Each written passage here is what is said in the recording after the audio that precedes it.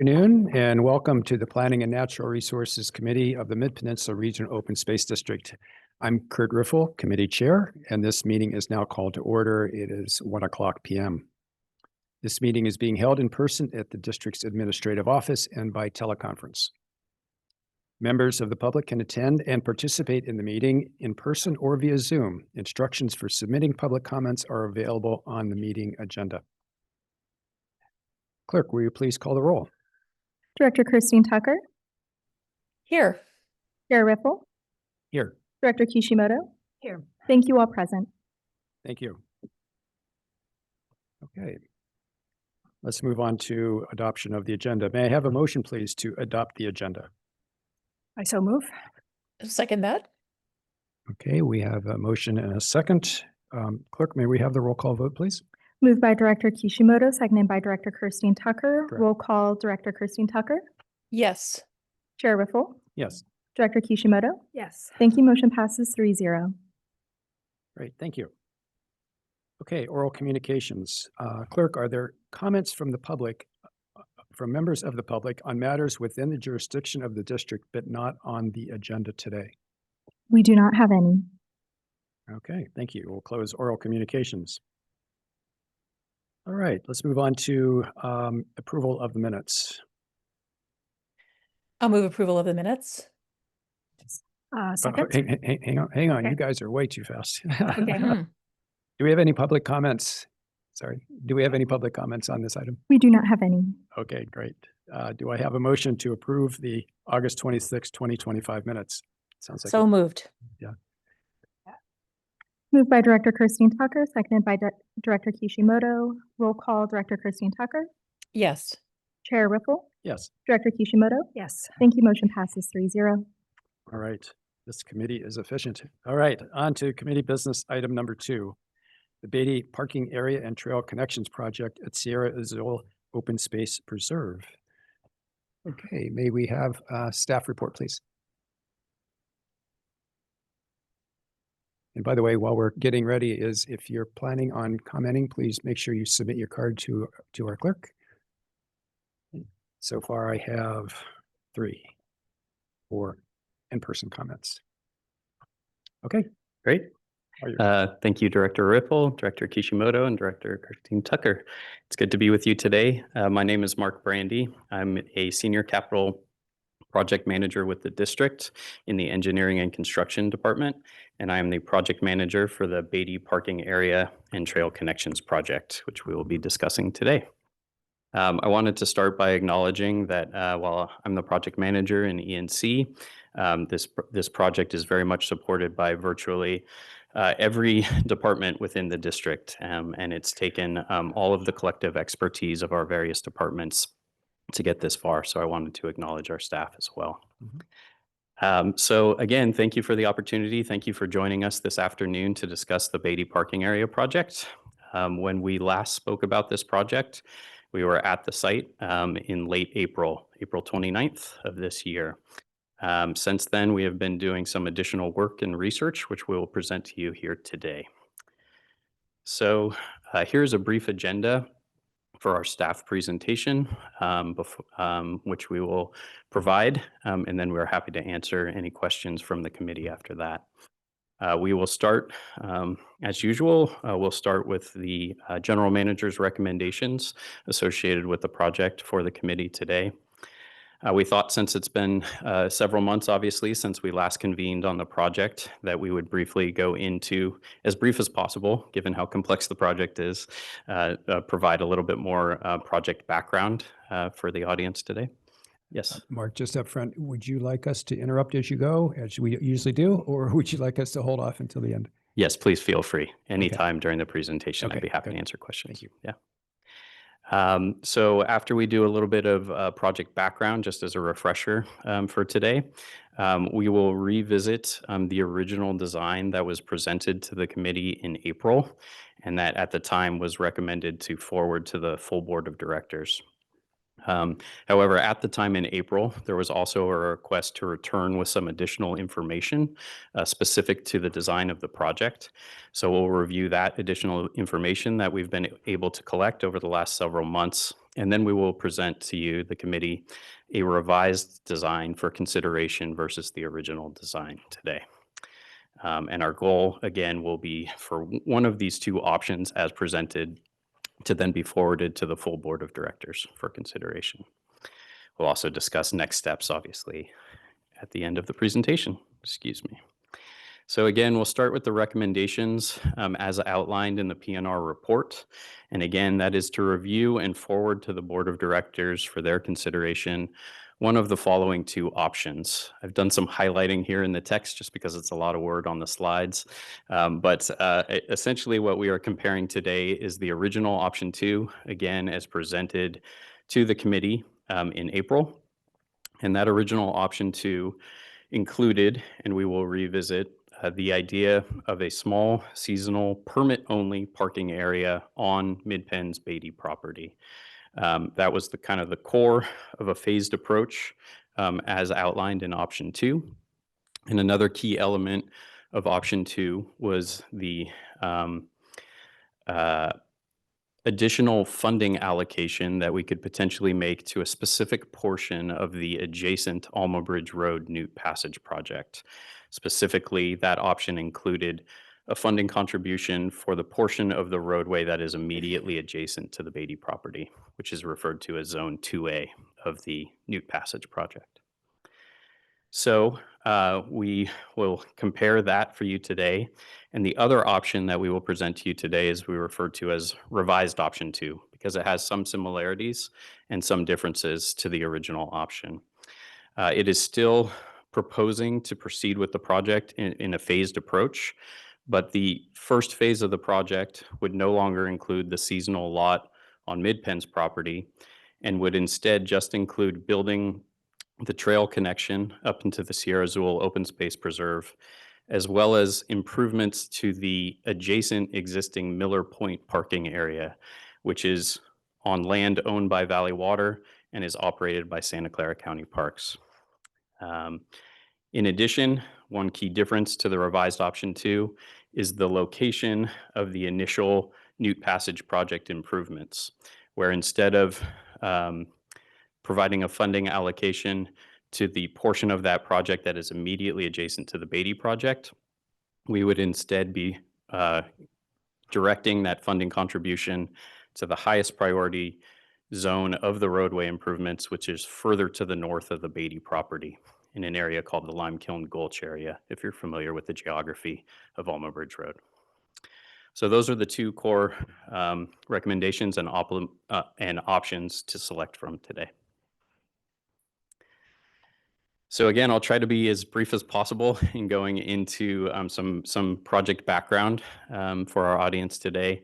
Again, it's difficult to be brief in that we're talking about two adjacent projects at the same time. We're talking about the Beatty parking area project, and then we are talking about the Alma Bridge Road Newt Passage project. It's virtually impossible to talk about one without having to talk about the other. So we're going to try to splice them together for you a little bit here today. So this overall map of the Sierra Azul Open Space Preserve provides some context for the location of the site. Circled in red on the left side of the screen is the eastern shores of the Lexington Reservoir, and Alma Bridge Road runs along that eastern shore of the Lexington Reservoir. This represents the very western edge of the overall Sierra Azul Open Space Preserve. And the Beatty parking area project, which we're fundamentally discussing today, had several key goals associated with it originally. One of the key goals is to enhance public access overall to this western side of the preserve, because overall, as you can start to see from this map, there are relatively few access points to be able to get into the open space preserve, which is a sprawling preserve that heads east and encompasses all the way to the Mount Umunum summit in the east. So that was a key goal that was established by Midpen's vision plan, and it also became a commitment under Measure AA to enhance public access to this portion of the preserve. A second commitment that we have an obligation to complete for the project is to create a new trail connection from the Beatty property to the existing Priest Rock Trail, which is shown, probably difficult to read on this map, but it is a generally east-west trail alignment that continues from the area of Lexington Reservoir east into the preserve. We have an obligation to create a new trail connection there under a conservation easement that was established at the time that the Beatty property was purchased. The county contributed funding to the purchase of the property, and in exchange, we agreed to create this trail connection. So the project was originally initiated in 2020. So that's about 5 years ago now, or actually 5 years ago now. And we did do some initial work on the property to better understand the existing conditions of the site.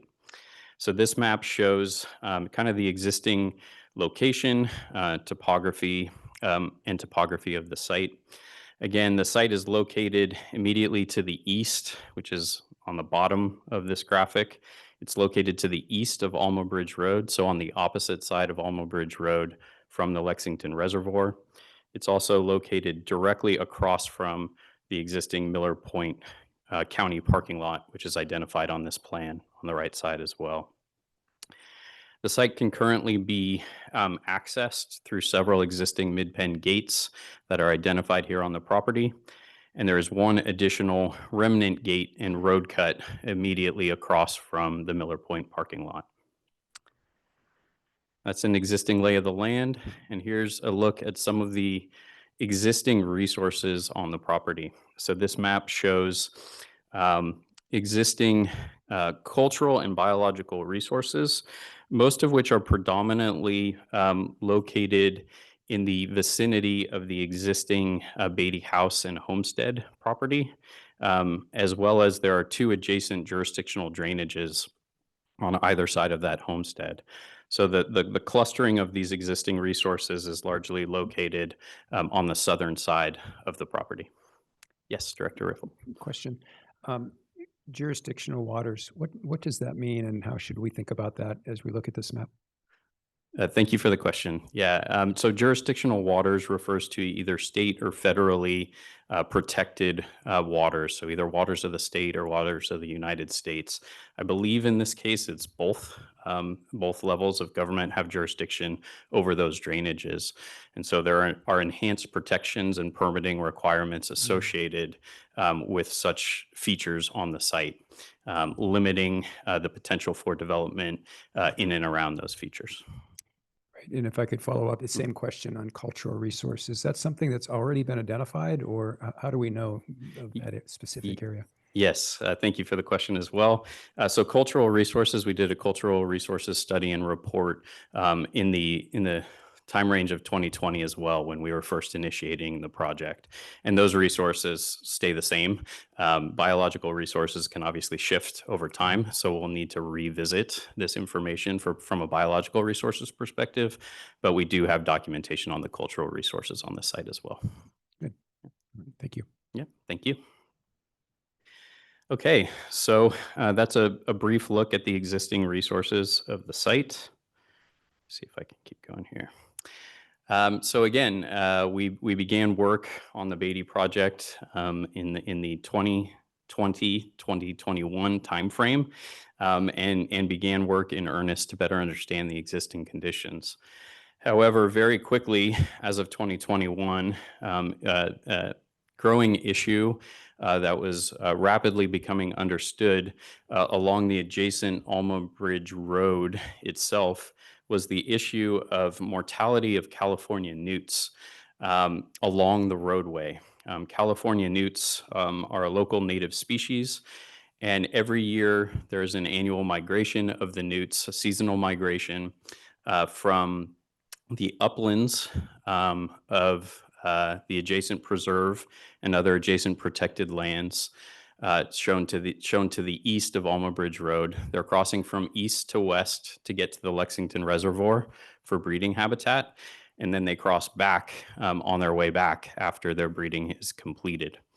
And so this annual migration creates an inherent conflict between the species and their movement patterns and vehicular traffic along the roadway.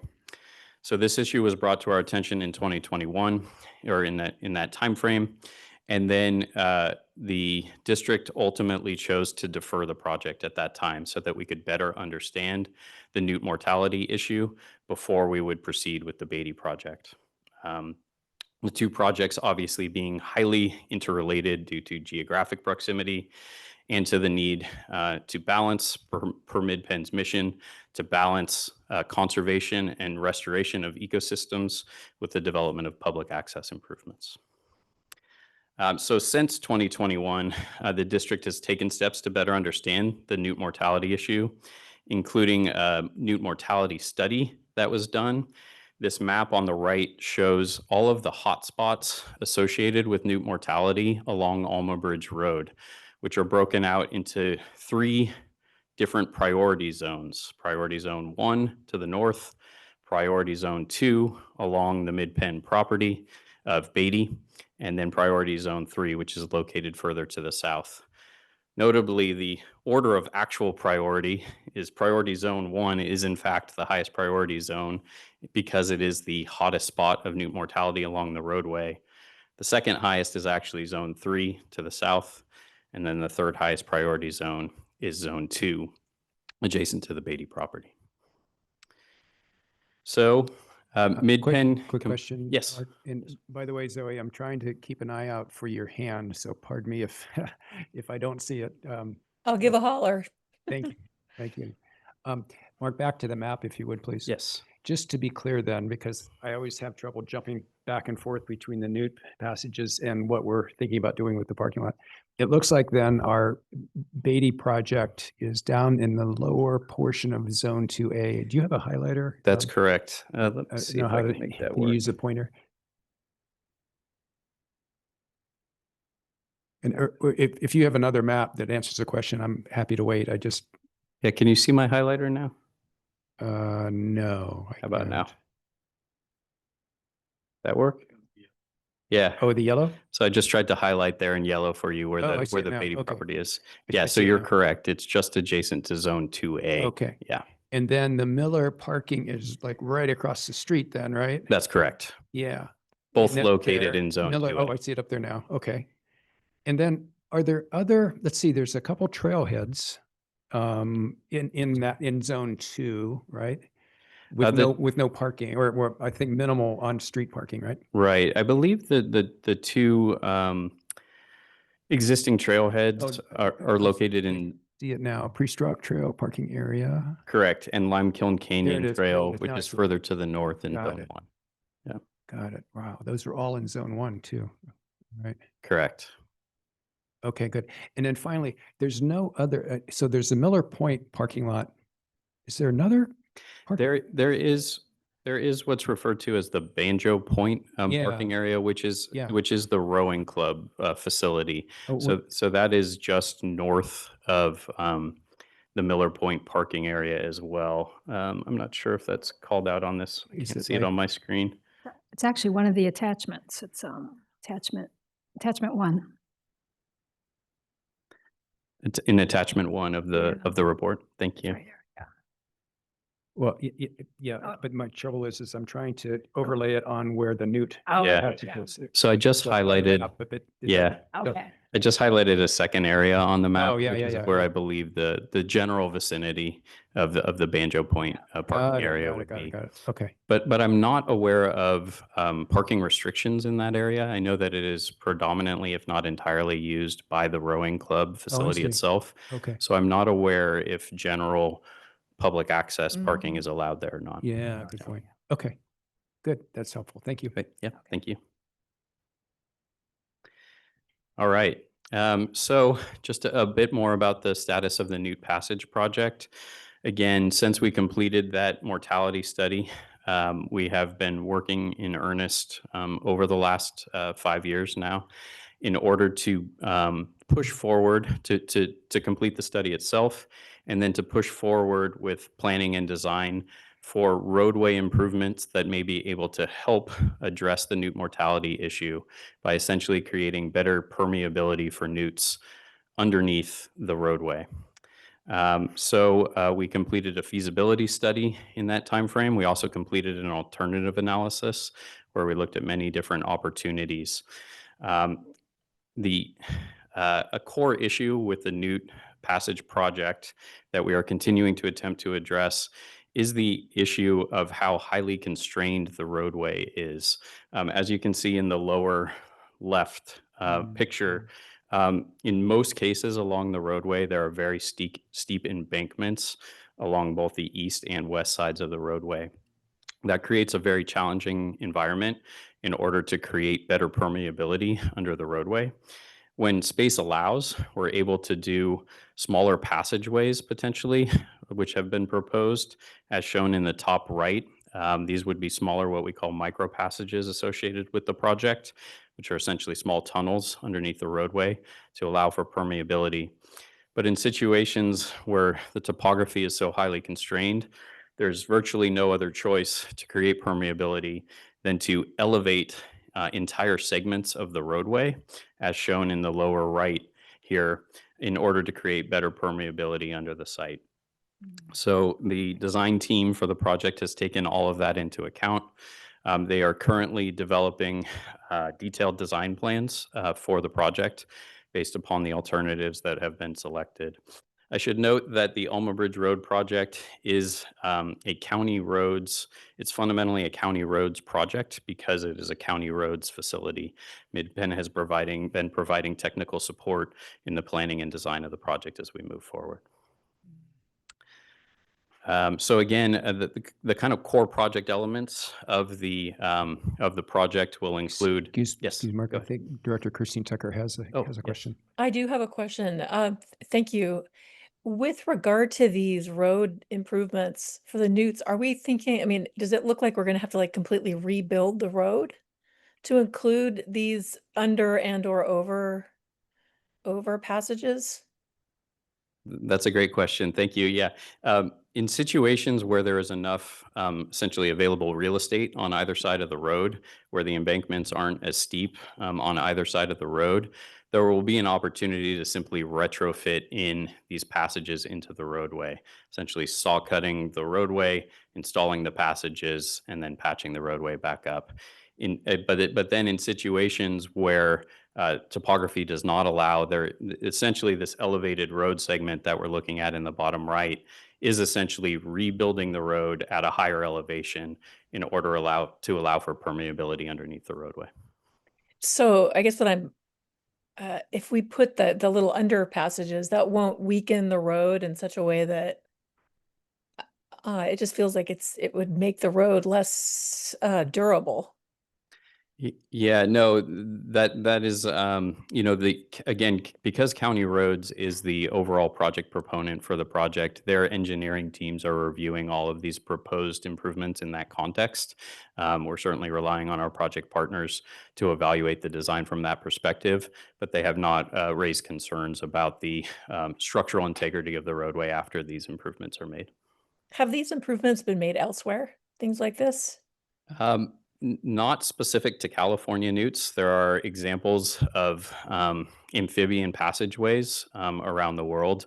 I'll show some representative images later in the presentation from the Netherlands. But there are local examples of other amphibian improvements, but nothing specific to California newts and of this scale. And that's one of the reasons that we're interested, and we'll talk about more today, the potential to do a small portion of this project first, because it is relatively novel for this particular species, so that we can better understand how effective they are for California newts. Great, thank you. It's Thank helpful. you. Okay. So one final word about the Alma Bridge Road project before we get back to the Beatty project. I promise we'll get back to the project at hand. But one final word about the Newt Passage project is that in the course of the feasibility study and alternatives analysis, specifically for the Alma Bridge Road project, the design team did make a key recommendation related to the improvements along the Beatty property. So these two images shown on the right and the left, show two different alternatives for this segment of roadway with dramatically different amounts of proposed infrastructure improvements being required. And the key difference here is that they are recommending that instead of utilizing some of the existing access points to the Beatty property, which were located to the south per the previous slide we looked at, they are recommending that any potential driveway for the Beatty property and parking area be relocated to the north, which is shown in this yellow dashed line here. And that is that existing remnant road cut and gate that exists out on the property. It's not currently used for access, but it is located directly across from the Miller Point lot. So they were recommending, the Newt Passage project has recommended to use that alignment. And by doing so, what that does is it incrementally reduces the vehicle miles that are required to be traveled to reach the Beatty property. It's small, but it is essentially the frontage of the Beatty property. You would no longer have to drive on Alma Bridge Road in order to access our site. And by doing so, then you can significantly reduce the amount of infrastructure improvements that would be required to treat this segment of roadway for the Newts. So on the right, we are seeing represented with the blue line, where they were showing if you don't relocate the driveway, you would have to do an elevated road segment all the way along the Beatty property. If you are to relocate the driveway, then you can simply do a series of smaller micro passages along that segment of road. So that is a dramatic difference in terms of the amount of work that would be required for this segment of roadway, to the tune of almost, I believe it was a savings of close to $5 million between the two options. So that is a key recommendation from the Newt Passage project that we have been taking into account for all options for the Beatty property. Mark, quick question. And then the area that's in pink or purple, whatever that color is, that's all, it's going to be parking, driveways, graded, somehow paved or something, right? Thank you for the question. I should clarify that. That was the maximum footprint at the time that the original planning for the project in 2020. This is no longer the footprint that we imagined for the Beatty property. Okay. We're imagining a much smaller footprint than what is shown Okay. here. Yeah. All right, good. Yeah. Good answer. Okay. So, and again, the Newt Passage project is well into design development. We've also had some key milestones recently on the Alma Bridge project of submitting our application under CEQA for essentially a statutory exemption for restoration projects under CEQA, which helps streamline the CEQA process for that project.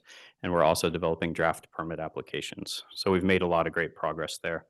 However, I should note that the most recent cost estimates associated with the Newt Passage project are still extremely high. They are in the range of, the current estimate is $34 million for construction alone, and that does not include final design, permitting, and construction support. So it is a very significant price tag associated with the overall Newt Passage projects. And funding for that would need to come from a variety of sources, most specifically attempting to identify grant funding for that price tag for the Newt Passage project.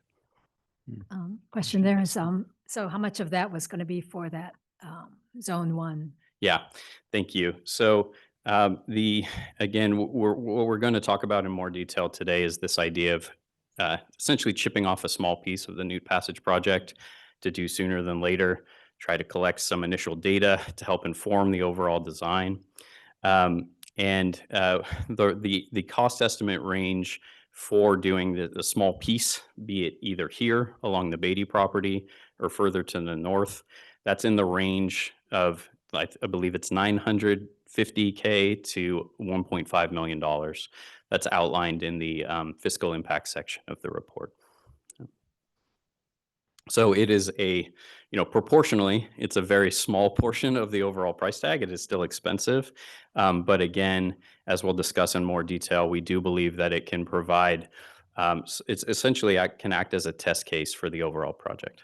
But that would complete that zone one or not? That would be a No, portion of zone no, one? it's a small Portion- portion of small zone one. portion of zone. Yes, yeah. Thank you. Okay, so taking all of that information from the Newt Passage project, we're now able to return to discussing the Beatty property itself. And that's essentially because we did what we hoped to do over the last 5 years, which is, again, to better understand the Newt mortality issue along Alma Bridge Road so that we can begin to revisit the idea of public access via the Beatty property.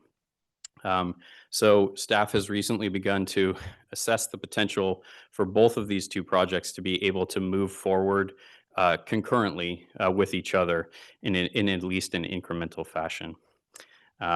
So most notably, again, we took the recommendation from the Alma Bridge Road project, the Newt Passage project, to look at the idea of relocating the driveway further to the north on the Beatty property. What that did in thinking about that potential access point is pointed us to thinking about the northern portion of the property as well, which would be closer to that access point. It's also further away from the main cluster of existing natural and cultural resources on the property as well. So staff began to look at this area more closely. We did develop some conceptual plans and options, diagrams that were shared with the P&R committee at our April meeting, which is shown here in the bottom right corner when we convened on the site.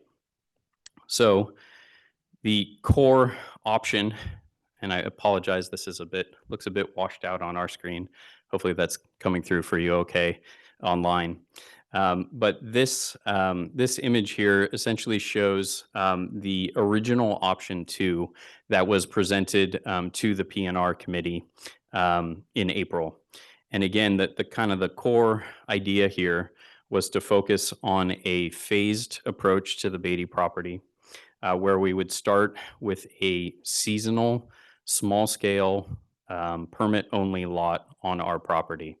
That's shown as represented here with the new driveway going up that recommended driveway alignment across from the Miller Point lot. And then we would have additional amenities, including a vault toilet restroom located at this new parking area.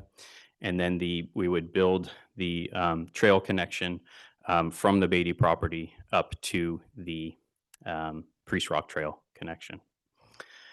So that was the option that was presented. And again, we also show here on plan that the idea would be that we would start, phase 1 would be the seasonal lot, and then a full build out of a larger parking area could potentially occur in the future if and when the remainder of the Alma Bridge Road Newt Passage improvements are implemented by the county. So that was the idea of taking that phased approach. We also, yes. Oh, yes, thank you. Quick question. Is it my turn to ask a question? Yes, thank you. Okay, good. Very good. Thank you. Could you go back to that last slide, please?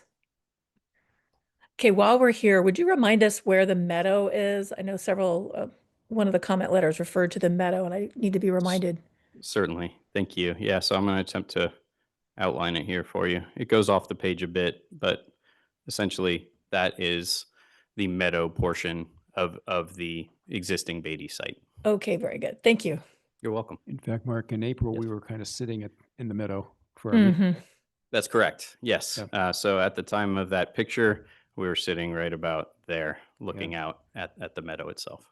Oh, yeah, and the two jurisdictional waters? They would be off of this Off. image, off to the south, South. which is the left side of this page. Oh, okay, I see. Oh, it's completely off there. Okay. I Correct. see. I Right. see. So That's where the attempting Beatty to- house, Beatty house is. Exactly. Okay. Mhm. Thank you.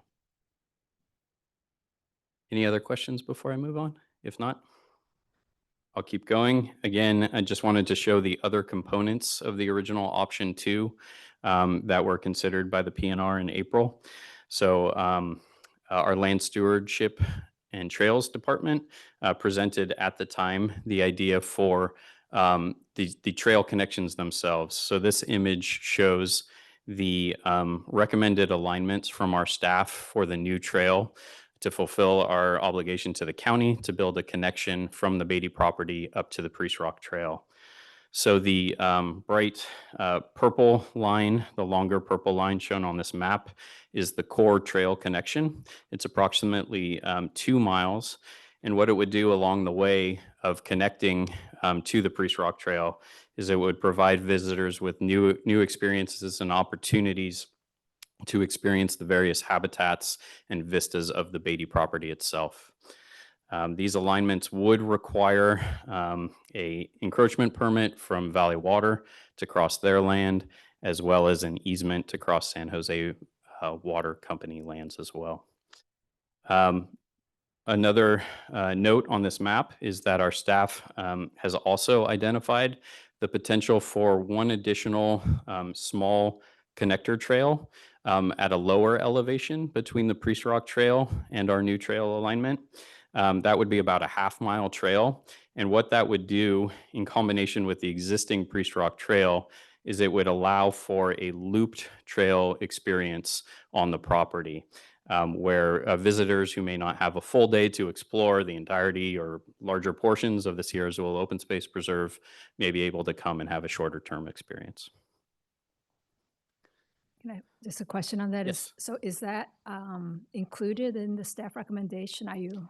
It is. It would be. Yes. So that Yes. connector trail is included in your staff, Correct. the scope of that. That's correct. Okay. Yes, thank you. And I should note that that's included in both of the options that we're considering today. The trails don't change in either option.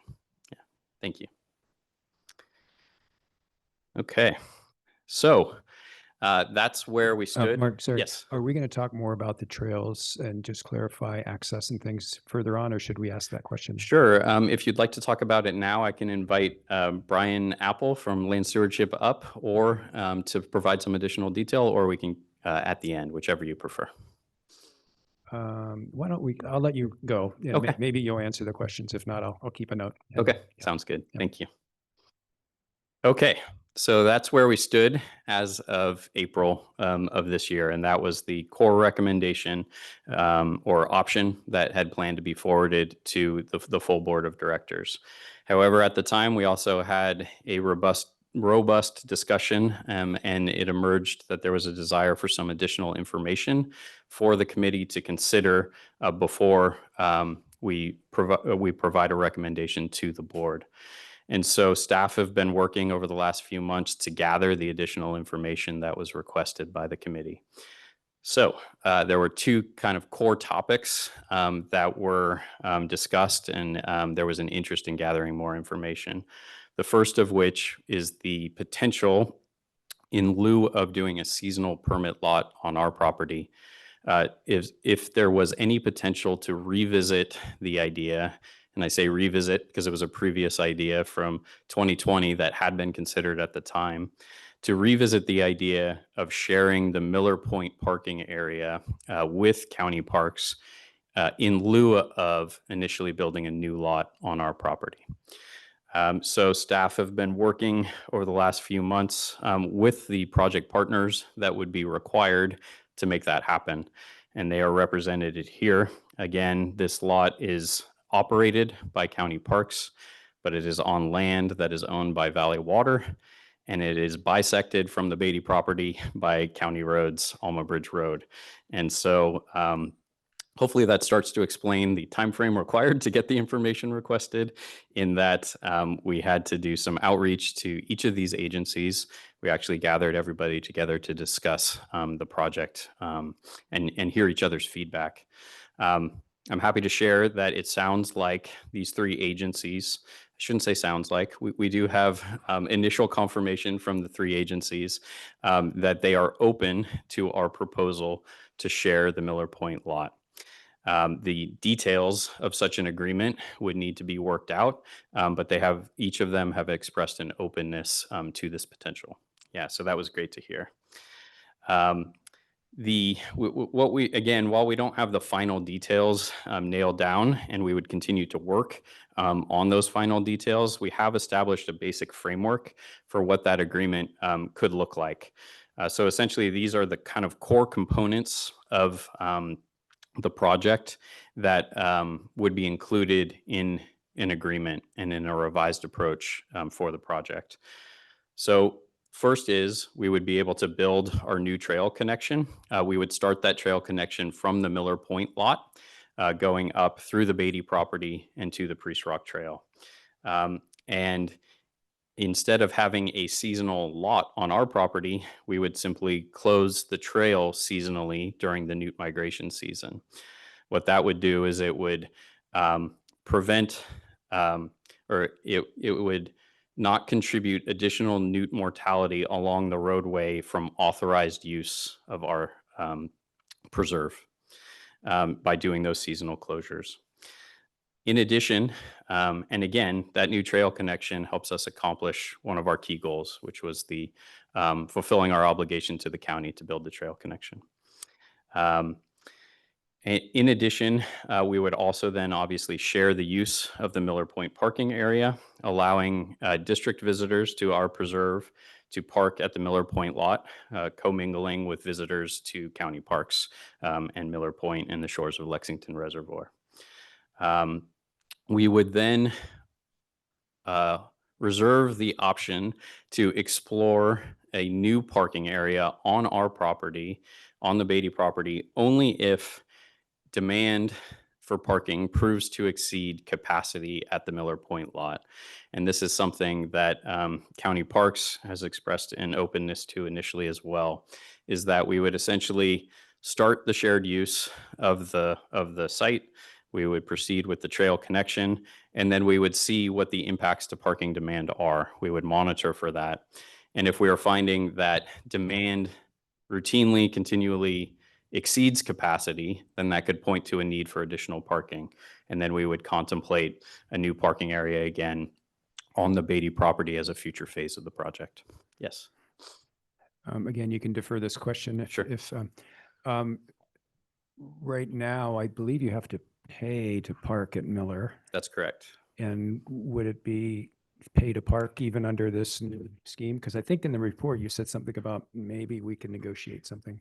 Correct. Right. Yes. Yes. So County Parks does collect fees from visitors at Miller Point. Yeah. They did stress that they would either need to continue to collect fees from individual visitors to Yeah. the site who are Yeah. parking in the lot.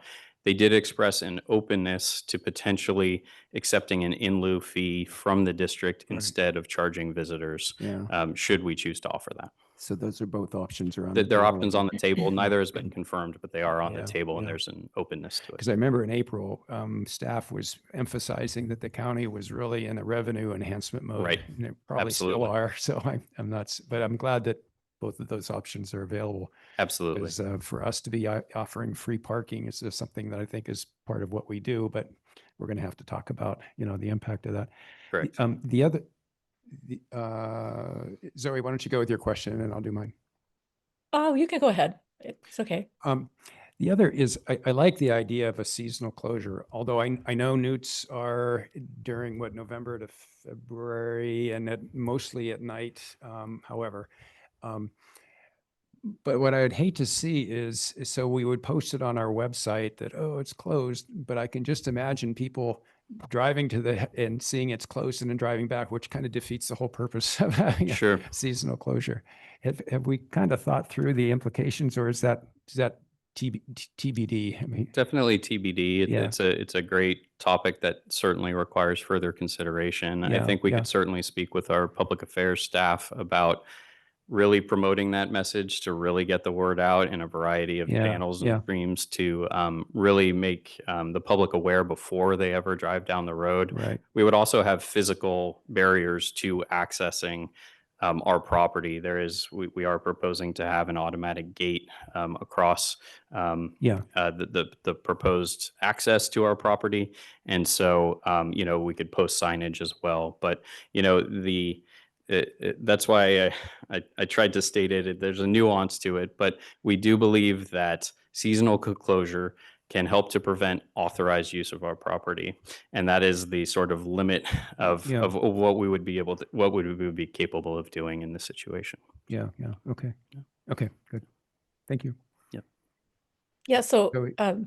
The question I have is, in terms of exceeding capacity at Miller Point, have we given any thought to whether the Miller Point parking lot could be expanded, rather than an additional parking area on the Beatty property? That's a great question as well. And that opportunity or lack thereof was explored in the 2020 timeframe when the project was initially begun.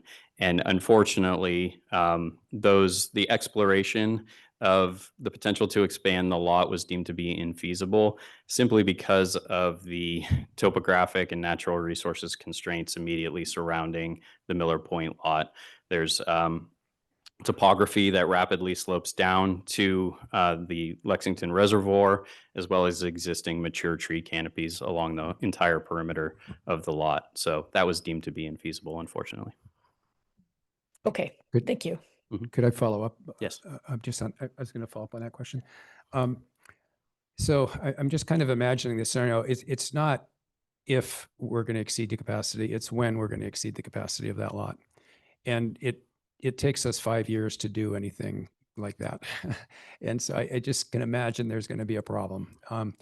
And I'm just interested at some point. I mean, I think this is the right approach. Let's keep going. But I'm wondering if there's some way we can kind of somehow think through the timing of being able to add expanded capacity there. Right. Like, could we maybe even do some preliminary planning Hmm. so that when, yep, that's right, it is getting over, and then we don't have to wait another 5 years. I don't, have you Yeah. any thoughts about that? We hadn't gone there yet. We do certainly feel like there is a strong likelihood that Yeah, demand, is highly think- likely to exceed capacity. Judging the number of comments that we received, there's a lot of Right, interest. right. There's a lot of interest for sure yeah. among the public. But in terms of the if it does prove true that demand Yeah. exceeds capacity, there's cost and time implications to Sure. that, right? Sure. And we tried to outline that in the P&R report as well. And to be open about that is that the longer you wait to build something, Yeah, the more it's absolutely, going right. to cost, obviously, Absolutely. due to escalation. Yeah. We also have the issue here of cost in terms of we would be making these initial improvements to the Miller Point lot themselves Yeah. on other agency property. Right. So that is an additional sunk cost at the beginning of what is becoming this Yeah. revised option here. Yeah. Okay. Great. Thanks. Yeah. Thank Could you. I follow up on that too, Kurt? Because I had a similar thought. And the question might also be whether we've talked, apparently, we've explored the possibility of expanding the Miller Point lot, but any possibility that the Banjo lot could be expanded or shared, or have those conversations been had as well? We have not had those conversations with county parks. My understanding, it's only anecdotal, but we did hear from county parks that the rowing club itself is actually planning some improvements. I think just some maintenance and improvements to their not only their parking area, but to the rowing club facilities themselves. They're planning that in the next few years, but we have not talked about an opportunity to share parking there. Among other constraints there is that it is discontiguous with Midpen property. The advantage to Miller Point is that we're directly across from the preserve. Right. Still seems like it might be worth at least keeping in our back pocket for the future Sure. as a Appreciate that. possibility. Yep. Yeah, thank you. Let's see, couple questions here. I guess one is, so there's been some comments about the explore new lot if demand exceeds the capacity. Is that also part of the CEQA scoping? That's a great question. We hadn't really got there in terms of our thinking with the planning department yet here at Midpen in terms of how that could affect CEQA. In my mind anyway, we were thinking about, simply proceeding with the phase one, evaluating phase one of the project under CEQA. And phase one puts a permit parking there, is that right? Or is That's that? not- Yeah. So You were gonna get there? correct. Yeah. We're still gonna. Okay, We promise we'll have a reveal of a revised option. I see. Yeah, Oh, okay. but in either case, whether it's the original option 2, that you've seen previously or the new revised option.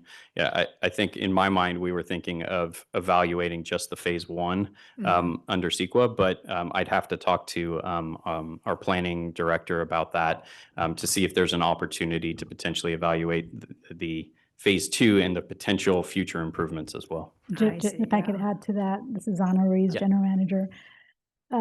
With the information that we have currently, we would not be able to review it because we don't have sufficient details on what that phase two would be. And so that could only really be done if the phase two was much more More fully scoped out. fleshed out, which it's a question for the board. I would say think about phasing. We have a lot of priorities on our work plan. We have a lot of Measure AA projects that we need to get done. Yeah, So how does this stack up to other things that we haven't yet started? yeah, And then two, if it does get implemented further down the line, it's been our experience that when you restart, you have to kind of redo many of those steps anyway, Yeah. because possibly your stakeholders have changed. You have to kind of bring everyone back up to speed. Yeah, And so there's that piece too. okay, but yeah, I mean, it would be really good to clarify, and I would imagine that the CEQA scope would come back to the board. I mean, yes, I mean, in any case, it would come back to the board. Okay. This is, I mean, well, this is gonna go to the board, of course, Yeah. but separately from that. Right. it would come If we back. were to explore phase two, that It would would come be a back to the completely different board. game. Right. Right. Okay, okay. That's good. And then, and just a follow-up question, I guess you were asking about the, letting people know about the closing of the seasonal closing. And do we need to get permission from the county roads to put, signs up on county roads earlier, like we see for Muir Woods, right? Muir Woods closed, you see Correct. that on 101. Yeah, because ideally we're obviously catching those visitors Sure, before they drive down the earlier. road and Right. not Yeah. when they get to Miller Point. Yeah, that would be something we could coordinate with county roads. They've been an excellent partner in terms of the new passage project. So I have confidence they'd be receptive to discussing that with us. Yeah, Yeah. okay, that would be part of the agreement we would come to them. Yeah, we would need to factor that in. Yeah. Right, okay, all right, thank you. Thank you. Okay, and then the last part of the framework that we hadn't touched on yet is that in association with and in recognition of the fact that county parks would be sharing their facility with Midpen, that we have proposed then that we would do, again, I alluded to it earlier, I believe, but limited targeted improvements to the existing parking area, which again is on Valley Water land and operated by county parks. We've had preliminary discussions with our partner agencies about what those improvements may look like. We haven't nailed down a final agreement as to what they would be, but some of the potential improvements that are rising to the top are simply repaving the lot. It's due for a refresh and repaving. And I believe that was scheduled by county parks in the next year or two already. So they would love to see that happen.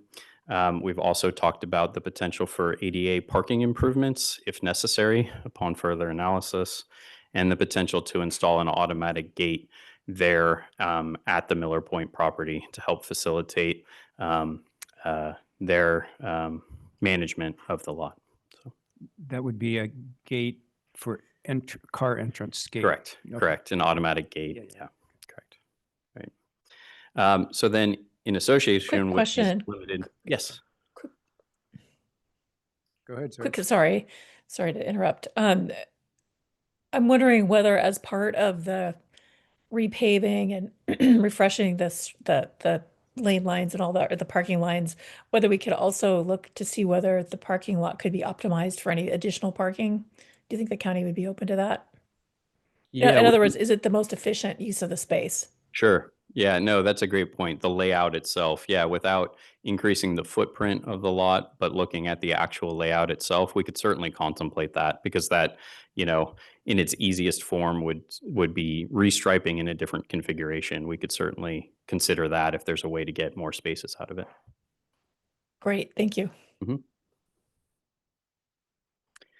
Okay, and then in addition to again these targeted improvements at Miller Point, then one additional component of a potential agreement would be to do some additional trailhead amenities on the Beatty property itself.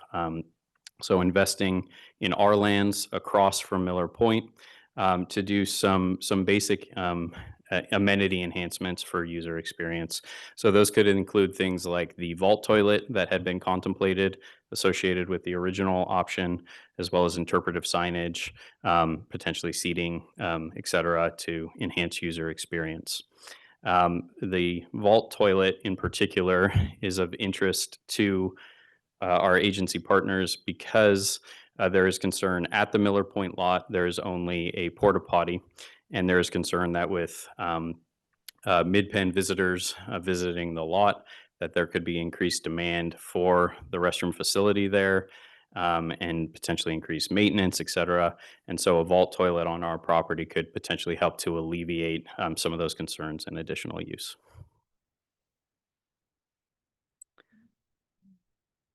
All right. Any other questions before I move on to topic number 2 of additional information? Any other questions for now on the shared use of Miller Point? Actually, Mark, all this talk of restrooms, can we take a 5-minute break? Sure, be And happy then to. we'll be right back. Sounds good. Thank you.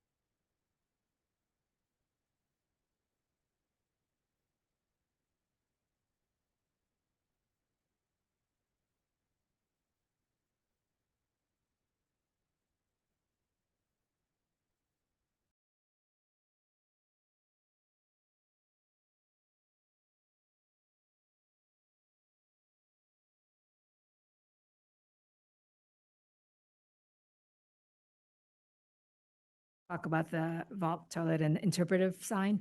Would that interpretive sign include the interpretive signs for the Beatty House? Thank you for the question. Yeah, we haven't thought through that far, but certainly like at a high level, I think there is an opportunity to interpret both cultural resources associated with the property, the history of the property, Right. historic use of the property, as well as biological resources, specifically, educational opportunities associated with the California newts as well. Oh, okay, Right. okay. Yeah. Okay. Great. So I should ask again, were there any more questions related to the shared use of Miller Point? If not, I'll move on to the second topic that was requested by the PNR.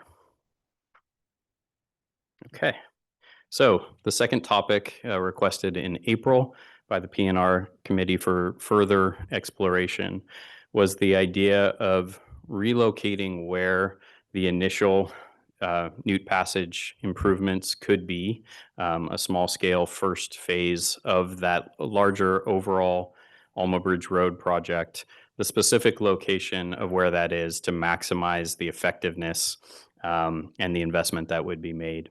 So again, the current original option included a funding allocation for a small portion of the improvements along the Beatty property. But again, we fully recognize that that is not the highest priority zone of the roadway improvements.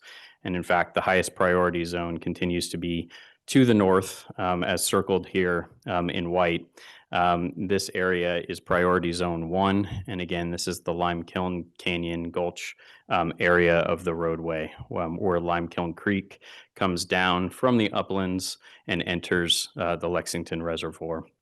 This is the highest, this is the hottest of all the hotspots on the roadway in terms of newt mortality. So it obviously made sense to think about and to investigate the potential to locate these initial improvements here instead of along the Beatty property.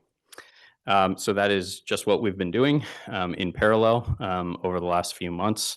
The images on the right side of the screen here show the area in question. Again, this is what we creatively refer to as the curve along the roadway because it's the tightest, one of the tightest hairpin turns along Alma Bridge Road, and it shows Lime Kiln Canyon.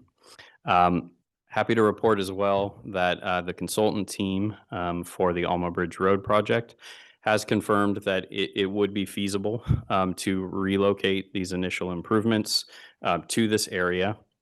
And they did agree that it would certainly help to make an incremental progress towards addressing newt mortality by installing a small subset of the passages in this location in the highest priority area.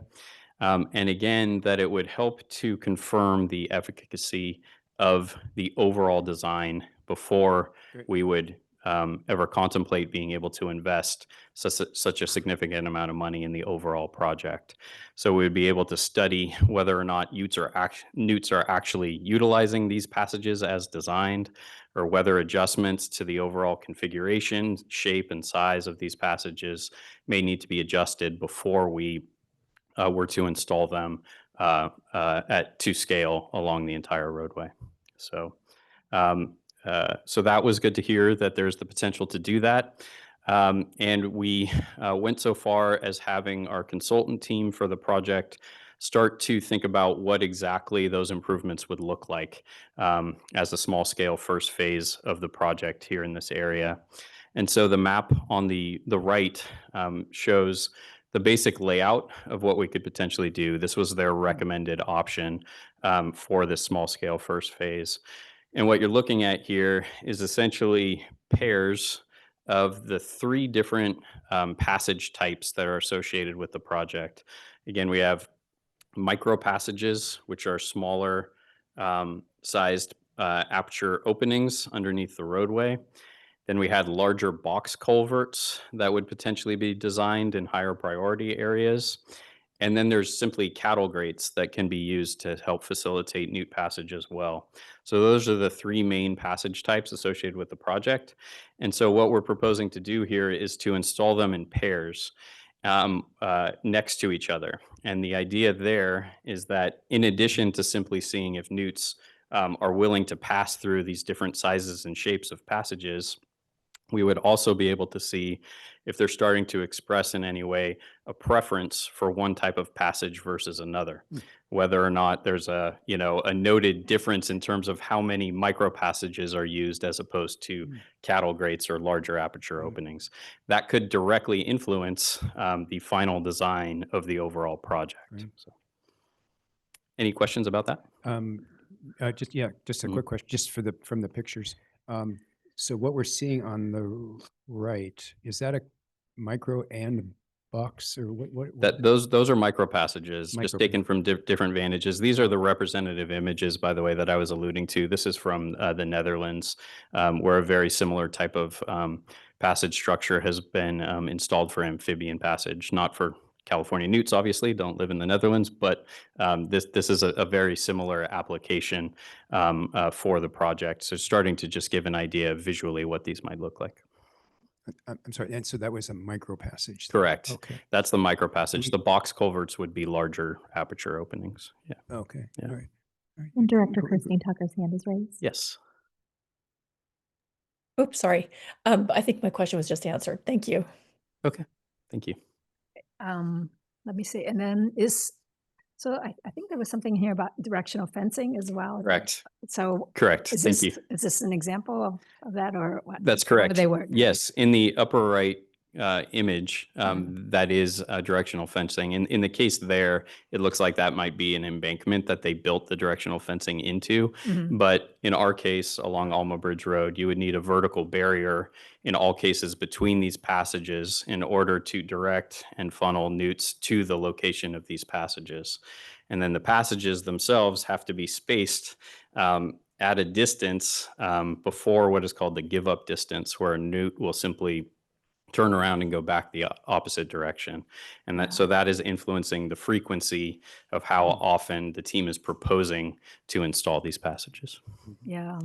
I mean, and then hearing about the grates, I mean, it did occur to me whether, I mean, what does that mean for, people, cyclists on the road or getting their wheels caught and things like that? Is that being considered? Yeah, absolutely. So the cattle grates themselves, in the overall design of the project, the cattle grates are intended to be at the start and end of any given segment where we would be elevating the roadway. Mm. And that's essentially because we don't want newts to be able to get onto the road and then get stuck in between the directional fencing. And so the cattle grate is intended to catch newts on either side of the elevated roadway segments and get them safely across.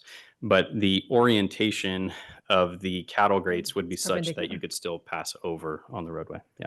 Okay, great. And then one kind of basic question is, so we know the newts are headed to Lexington Reservoir, but did anybody find out is there one cluster where they come from, or No, does somebody know that? in terms of origin points, I haven't seen any studies that have showed like the actual origin points in terms of like how far into the uplands on the eastern side they're coming down. Uh-huh. But certainly there's breeding habitat all along the eastern shore of Lexington Reservoir, and that's why you're seeing those hot spots represented up and down I see. the whole roadway. Yeah, Okay, so they're definitely spread all over the Lexington Reservoir. Correct. We don't.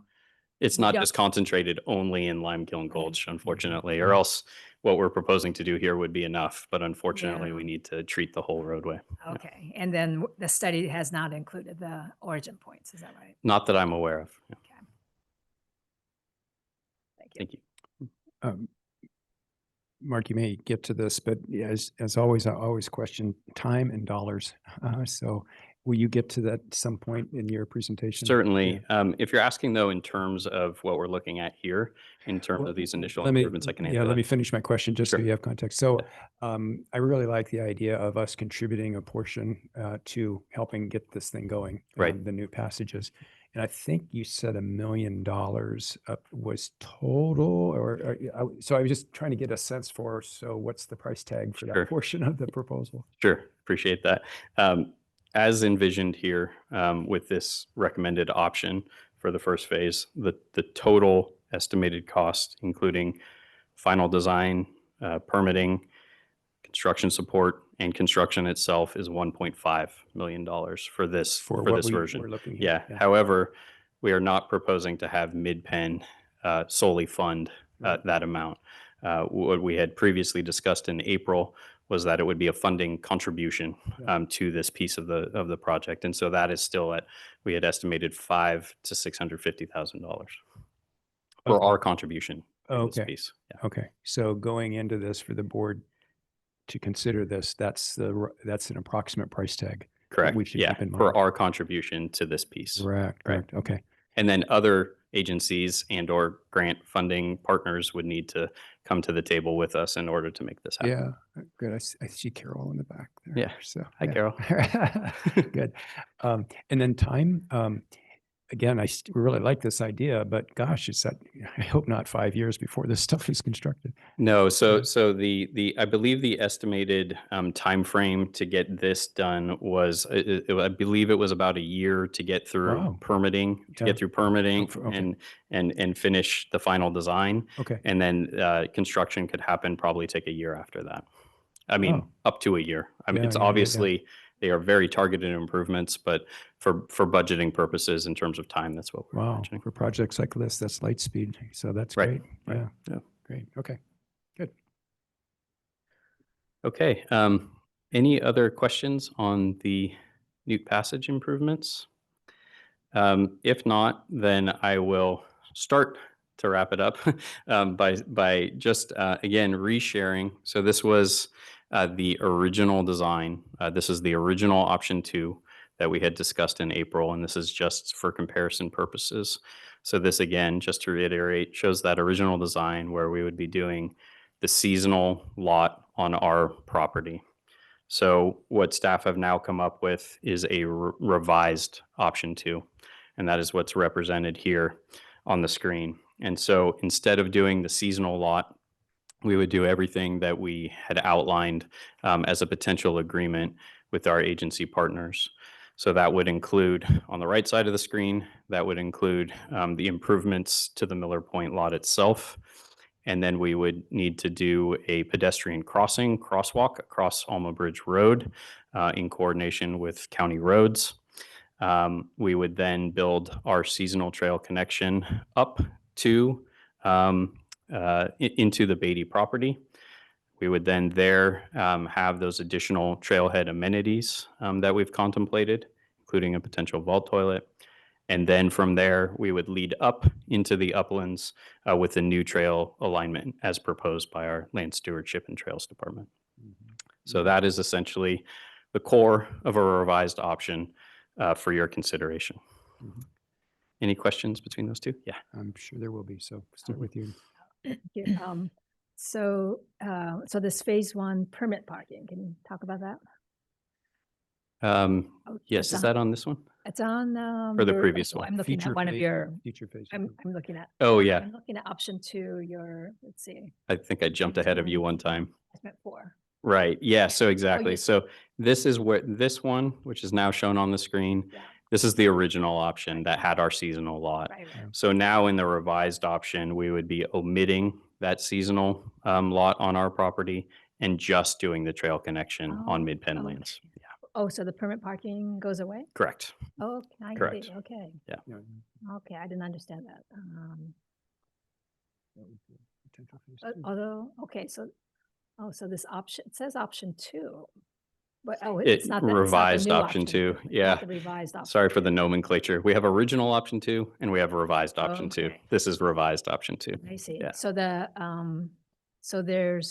are you still gonna build a roads connection or like even it would just be 100% trail? It would be a Connect- trail. That's a just good trail. point, though. We would make it wide enough for one specific reason for vehicles to get up there, and that is for the logistics of a pump truck being able Vault to toilet. access our vault toilet. Mhm. And so we would have it be wide enough to accommodate that use. I see, I see. And to build off of the question, if in fact we were to go to phase 2 and put in a permit lot, this infrastructure would be able to be used. Correct. Yeah. Correct. We wouldn't have to relocate the toilet or. Exactly. Yeah. And so it is Okay. located in Yeah. the same location as we had contemplated it in the original Yeah, option. yeah. So it wouldn't be disturbed by the potential expansion in the future. Yeah. Okay. Okay, and then And sorry, could I just follow up on that? okay, sure. Yeah. sure. And so in respect, we did receive a letter about, hey, respect the meadow, lots going on in there. So we would be locating that infrastructure, if you will, the toilet and driveway, as far away from that meadow base, right? That's correct. In this first phase, the proposed improvements would largely be on the edge. So this Right. would be I always have to reorient myself, but that is the eastern edge of the meadow area. Future expansion could potentially be contemplated at a larger scale there. Okay. But yeah. Did Okay. you have questions? Yes, I just wanted to clarify. So this gate, SA 40 is off the table as well, or that would not be a hiker access? Oh, that I'm Yeah. looking at. Let me see. Go back Yeah, to no one of your problem. early slides that had the green and yellow arrows. It was one of your first. Sure. Yeah. So this would be the access point. That would be the And this access point. this is the remnant on that previous slide. This was referred to as the remnant road cut and gate. So this is not currently an access point Mhm. to the property. It would be resurrected as a new access point. Public access would not be provided at the other existing gates. Those would be maintained for district For- staff access as Mhm. needed, but those would not be public access points. Okay. if I could follow up on that. So for example, the Beatty House, that wouldn't be open to the public area, even on a walking basis. That's a Correct. future phase, maybe Yeah, someday. yeah, we have not contemplated that Good. here. Yeah, I This think is that's really smart. about the trail connection, getting think up to that's the smart. preserve. Yeah. Yeah. Yeah. I have questions about the trail, but I you should know. think. Well, yeah, it's worth talking about the Beatty House. I mean, has planning department kind of talked about that at all? As that, We haven't really had conversations in terms of like the potential to interpret it like Yeah. there at the Beatty House. It's currently protected in fenced off? place and it's fenced off. right. That would certainly require another level of investment to be able to get people there safely and then to be able to do the interpretation and work on the structure itself. Yeah. So Mm, that would make a much larger project, and we Yeah. haven't gone there Yeah, yet in the conversation. I So, see. yeah. Mm. Director okay, Christine Zoe? Tucker. Oh, Yes, thank you. Actually, just to follow up on the Beatty House, actually, one of the things I like about this is it kind of keeps people away from the Beatty House for now. and doesn't make it quite such a glaring issue or attractant to people. And we can always do something with the Beatty House later, but I like the way this is shaping up. One of the things we haven't talked about, which I think was in the original option 2, was equestrian parking. And so are we envisioning any equestrian parking at Miller Point, or are we just going to postpone having equestrian parking until we might need to have additional parking amenities created? Great question. Thank you. Yeah, equestrian parking would not be contemplated in either of these first phase options. Miller Point, due to while we obviously have the desire to provide access for equestrians, the spatial requirements associated with equestrian parking can be large, and so the Miller Point parking lot in this revised option would continue to be for passenger vehicles to get to the trail and would not include equestrian. However, there could be an opportunity in the future phase, in a future expansion, should we identify demand is pointing to a new parking lot on our property, we could contemplate trying to incorporate equestrian parking at that time. Okay, and I think I remember, I think it was with this project, that there is a place for equestrians to park a little ways away, so it's not quite as convenient. Maybe I'm confusing this with another project, but I thought I recalled an equestrian parking facility that was not super convenient, but still possible for accessing this new trail. Speaking from experience and doing equestrian park, so in the middle of the week, I actually have parked in the Miller because there was nobody in there, and I was actually able to park, and there wasn't that probably was illegal, but it worked. There are some places along the road again during the week that you possibly could do it, but there's not what I would call a recommended place for equestrian park that I know of. I guess I'll look to Mike, but Yeah, I thought it was Mike short Boucher answer who is I think it's mentioned it. no. Yeah. Right. Yeah. Okay. Yeah. All Yeah, right. I'm not aware of a formalized existing equestrian Yeah, parking yeah, area. yeah. in Yeah, the- I thought I was remembering Mike mentioning it at maybe an earlier meeting, but it might have been another project. So, okay, thank you. I'll let go. Thank you. Oh, yeah. Oh, Well, Go ahead. I have a question on trails. So if no, you- go ahead. Okay. So dogs, let's see. I think I remember in the original design that dogs would be allowed. Do you want to comment on that, or I don't know how to? Yeah, I might have to look to a colleague in the room. Maybe Brian, you're standing up. Yeah, thank you. I mean, you're volunteering. Yeah, that would be the kind of go-to recommendation because the rest of the surrounding preserve and county park dogs are allowed on leash. Great. Yep. Good, good. Yeah. So otherwise you'd be sectioning off a very small area Yeah. to not allow dogs. Yeah. Okay, great. So dogs allowed. What does that mean, category 2? Hmm? What did you mean by category 2? Are you talking about phase 2? No. I think I probably didn't pronounce it correctly. So this area of the preserve and county park allow dogs on leash. Yeah. And so it wouldn't make sense to just section off this area unless there were very particular resources that you were trying to protect. Mhm. Therefore, the recommendation would be to Allow allow dogs. dogs on leash. Yeah. Okay. Good. I have another trail question, but was there any follow-up? Go ahead and finish up. Okay. I think Brian kind of got into this back in April, but interested in kind of the trail design. We obviously have a big user group that has some ideas that they probably would like to suggest to us, but I'm just thinking kind of in terms of, this is a really steep, hot area. And so I've been amazed at what our staff's been able to do in areas like this, but I would, I guess at what point would we have the opportunity to take a look at how the trail is going to go in? Sure. That's a great question. Is Brian still? Yeah, Brian. Thank you. The other Brian. Good afternoon, Brian Apple, Capital Projects Field Manager. Basically we would strive to lay out and build the trail in line with sustainable trail practices, right? So we would be looking at, an 8% average grade. This will all be new trail construction, which is kind of different from a lot of other projects that we work on. Usually we incorporate a lot of existing road where we're making kind of key connections. So here, this will all be new trail that we'll be constructing. And so we would be looking at kind of our multi-use trail width standard, which is usually built using our small equipment to construct the trail.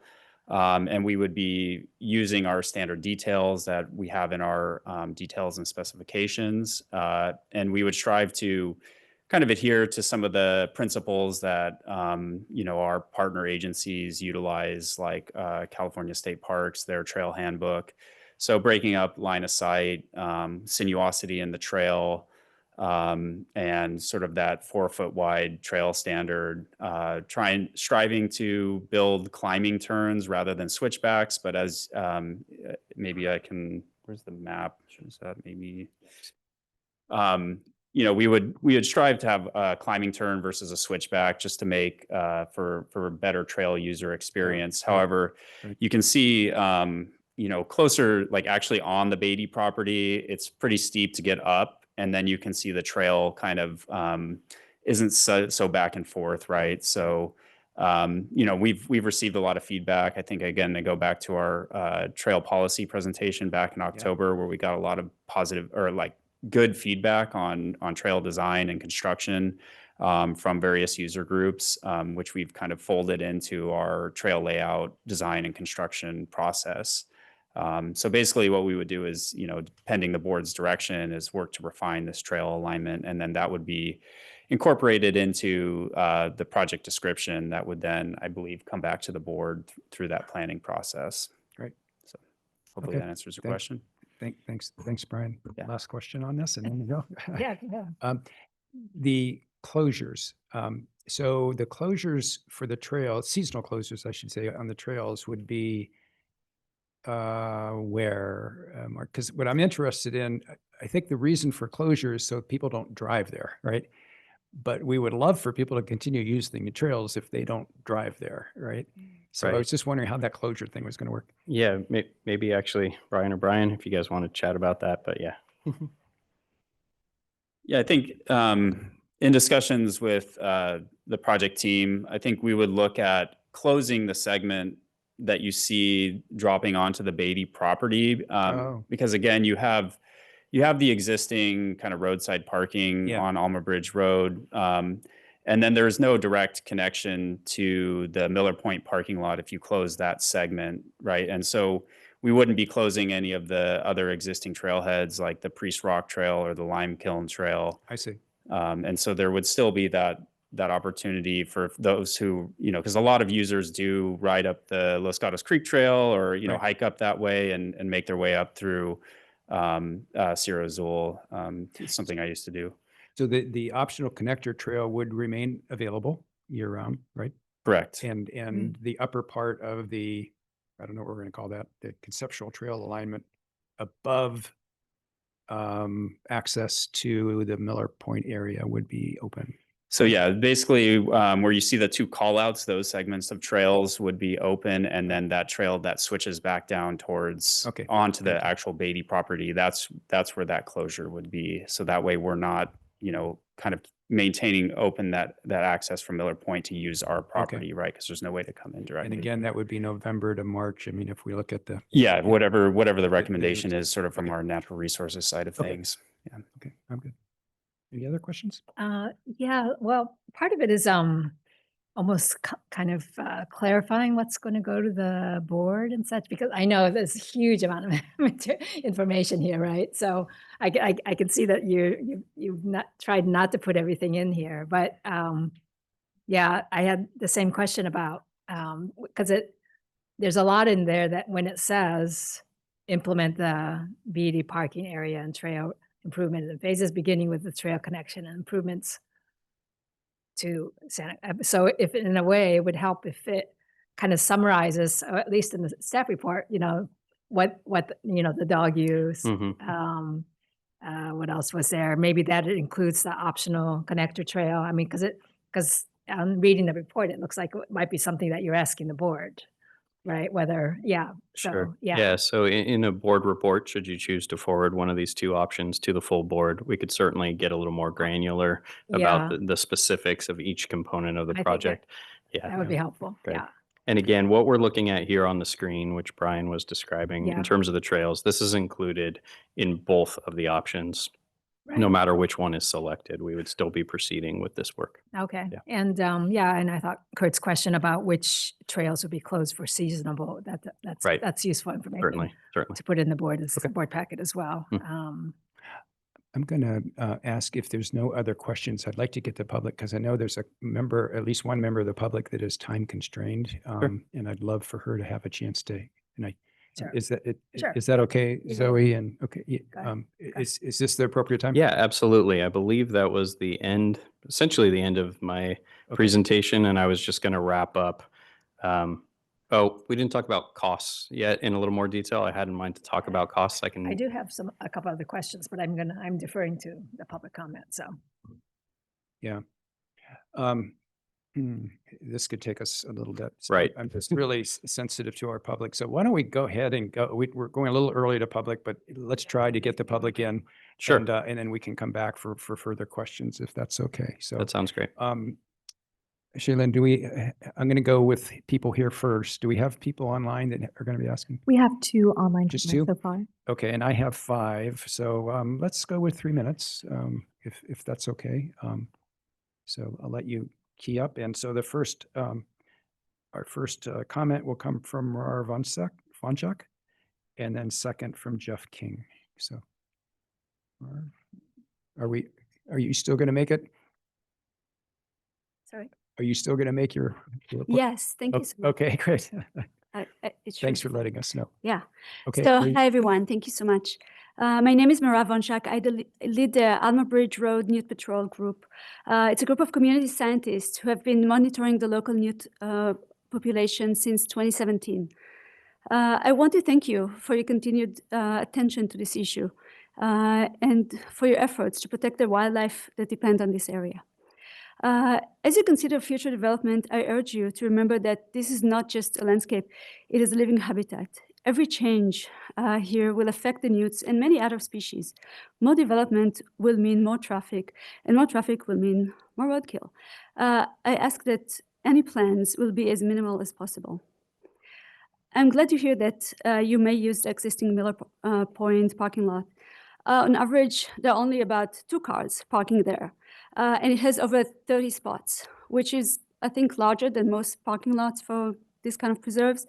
There's also street parking in that area, so I'm not sure why you're worried about that. I think there might be actually options to make it larger if needed. I can discuss that later if anyone's interested. But please, let's not sacrifice more habitat than we must. The new trails that are being discussed will allow mountain bikes into the area.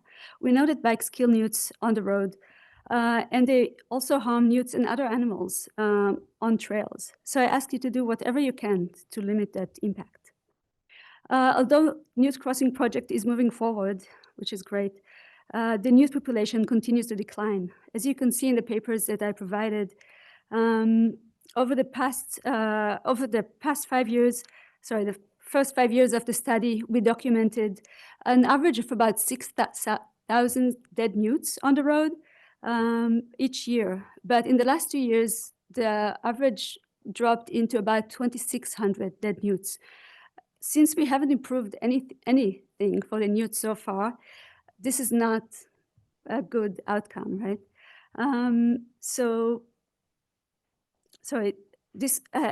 It means that we may already be, sorry, I kind of lost where I was. This may already be the population collapse predicted by the H.T. Harvey report that was published in 2021. It was paid by Midpen. And the newts are not alone. We have documented many other roadkill species, hundreds of amphibians, reptiles, birds, mammals, and over 1,000 arthropods, including some rare species. So please help us protect them. Thank you. Great, thank you. Okay, next is Jeff King, followed by Jennifer Koga. Good afternoon. Thanks for taking the time. I'm Jeff King. I'm live in Los Gatos, and I'm a hiker and mountain biker and a volunteer for the Newt Patrol and many other trail steward agencies. I'm here really because I care about getting people outside and getting people access to trails. The Beatty Trail is so exciting. Every time I see that map that is shown earlier, I just get thrilled because the trails that we have in Los Gatos now are really not made for humans. Those were made for trucks to service PG&E power poles, right? And the trails that will actually bring people out to parks so that we can appreciate what we've got really need to be developed in our area. And that's why I'm so excited about this project. I agree with Mirav. The parking, I think, is a non-issue. I think there's plenty of parking further near the reservoir, and I think it's only 2 miles from downtown Los Gatos. Just over St. Joseph Hill or right up Los Gatos Creek, you can access these trails on a mountain bike or on foot. I think if you really want to eliminate the amount of cars on the road, you make the access trails very accessible. And you even have proposals to bring trails down from St. Joseph's Hill. I would highly recommend that. Again, if you care about keeping cars off the road, make it as easy as possible to get there via trails for both hikers and bikers. Last night I was reading through this document. The other thing that really scared me is the schedule, right? I mean, when this property was purchased about 20 years ago, there was a commitment to Santa Clara County to actually build these trails within 15 years. And I think we paused it because of the Newt study. And now that we understand the Newt situation better, it's really just time to execute. We have until April 2028 to get this done. And that's really only 2 years away. And I would highly recommend we get started right now and not ask for an extension. This is doable, and I know it's going to be complex, and we've got CEQA and a whole bunch of other things to get done, but let's just get started and get building out there. And with respect to the Newts, I've done a bunch of research myself. I've talked to the folks up in Marin who do the Newt Brigade. I think if you really want to get the Newts handled, you basically have to look at access in the middle of the night. Newts travel when it's wet and when it's dark, and people on trails are outside during the day and when it's dry. And the Newt study that you guys all done has proven that during rainfall and after rainfall, our traffic drops like crazy. And if you look at the iNaturalist data from Marin, you can see when they actually capture live newts and bring them across the road happens between 2 a.m. and 6 a.m. in the morning.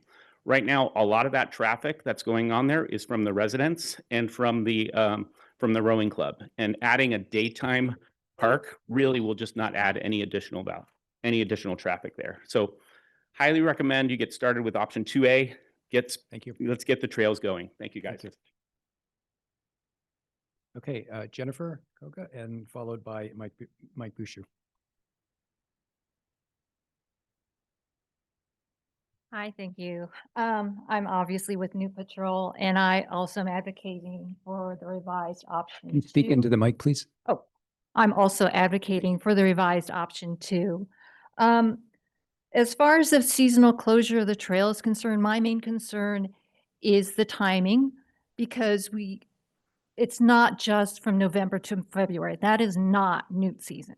So I hope that you look at the data and see actually it's a much longer season than what was said.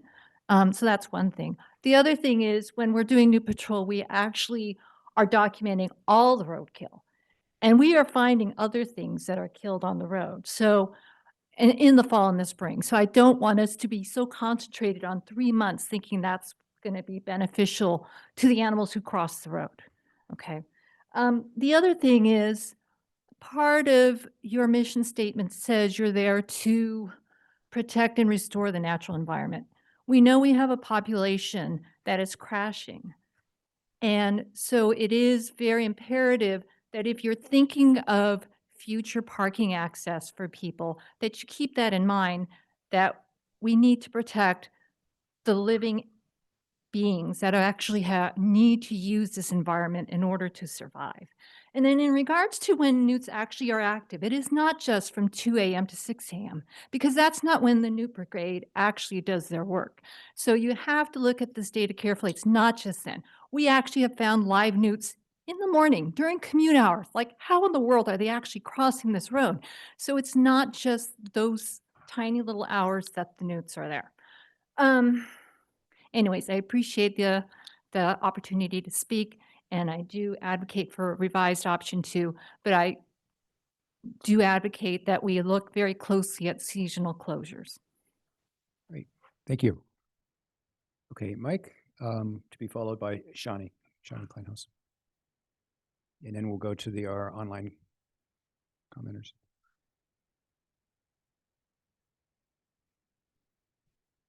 Mike Brashew, Equestrian Trail Riders Action Committee, one of the equestrian people. And as Kurt has said, he's parked illegally in the Miller Point. I've parked on the roadside at Lime Kiln and really wasn't comfortable unloading and loading my horses. So I'm actually advocating a slightly different way in that if we do go with a pit toilet and everything in the Beatty property, that Midpen consider putting in I'm going to say a double permit, special permit, that would allow us to go up that same road and park a horse trailer up there and be able to go up and go to Priest Rock, go up to Lime Kiln and come back down. Sierra Azul is a great place to go ride. Yeah, there's steep trails to get up there, but once you're up on top, it's very, very beautiful and very enjoyable. I definitely want the short connector loop to go in as soon as we can. And so those are the main things that I'm saying. I'm an advocate for the newts, and I do think we need to go forward. When I look back at the maps a second time, I see exactly what the impact is to Zone 1 or Area 1, and that is probably the correct place to spend the money and try and figure out what we can do to save the newts. Thank you very much. Thank you, Mike. Our final in-person speaker is Shawnee, and then we'll go to our online speakers.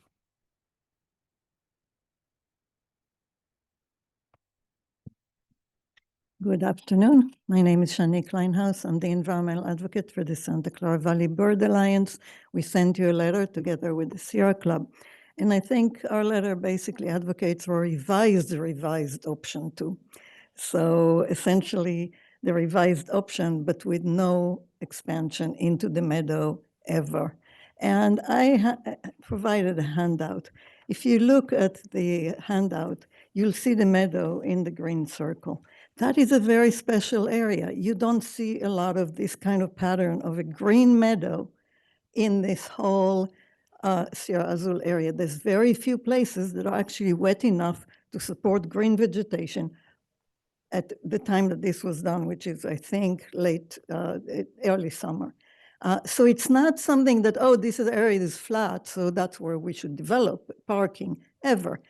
And so I think it's really important to look at that and say, well, is that something special? And not just in terms of, is there an endangered species there, but in general, is this a unique thing in our landscape? And I would say about the dogs, I love the places where you allow dogs because I have dogs and I like to walk them in nature. However, if we say, oh, there's a lot of dog access around, so we should provide it here too, are we sure that this is not where all the critters that are afraid of dogs are actually finding refuge from dogs elsewhere? So I don't know the answer to that, but maybe the bats, or maybe there's badgers there. I don't know what there is. I didn't do the biological resources analysis, but I think it's not just because something is all around, we should do it here too. And that's, I'm sorry, just how I see this is that maybe this is a refuge from dogs, or the critters that really can't deal with other types of activities are finding refuge. About CEQA, I think CEQA is needed if anything is developed in the meadow, because then we'll maybe have answers to the questions I just asked, or at least partial answers. But I have to say that I'm very, very happy to see this progress.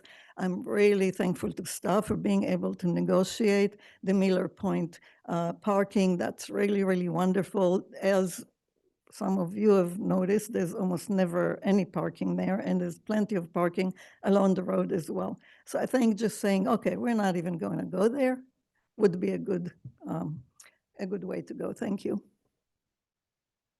Okay, thank you. Okay, for our online commenters. Up first, we'll have Dashiell Leeds, followed by Tiffany Yap. Hello, my name is Dashiell Leeds. I'm the Conservation Coordinator for the Sierra Club Loma Prieta chapter. In our October 17th letter with the Santa Clara Valley Bird Alliance, we commended staff for working with Santa Clara County to pursue the use of underutilized parking at Miller Point in revised option 2.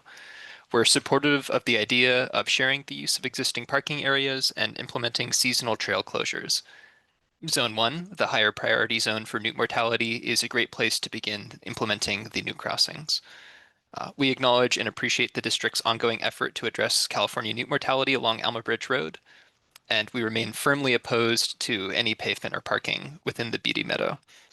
I was one of the attendees during the April 2025 on-site Planning and Natural Resources Committee visit and was struck by the natural beauty of the open wildflower meadow and have learned more about its ecological value as habitat for native wildflowers, birds, pollinators, and wildlife movement. All of these ecological benefits could be permanently diminished by grading, paving, or fragmentation. Solving the California newt mortality on Alma Bridge Road is of utmost priority. Until we can create meaningful wildlife passages, it would be inappropriate to introduce additional parking capacity that could increase the traffic volume in this very sensitive corridor. And we strongly believe that ecological protection must be ensured first before traffic is increased. In summary, we prefer revised option 2, accelerating the implementation of newt passages in zone 1, but with no development of the Beatty Meadow. We share the concerns of Marav and the newt patrol that newt populations may already be collapsing and that other species are at risk as well. So let's act now while we still have the time. We appreciate staff's care and diligence in navigating this complicated project, and we are ready to assist with advocacy at the county level as needed. Thank you for your time and consideration. And our final Zoom speaker is Tiffany Yap.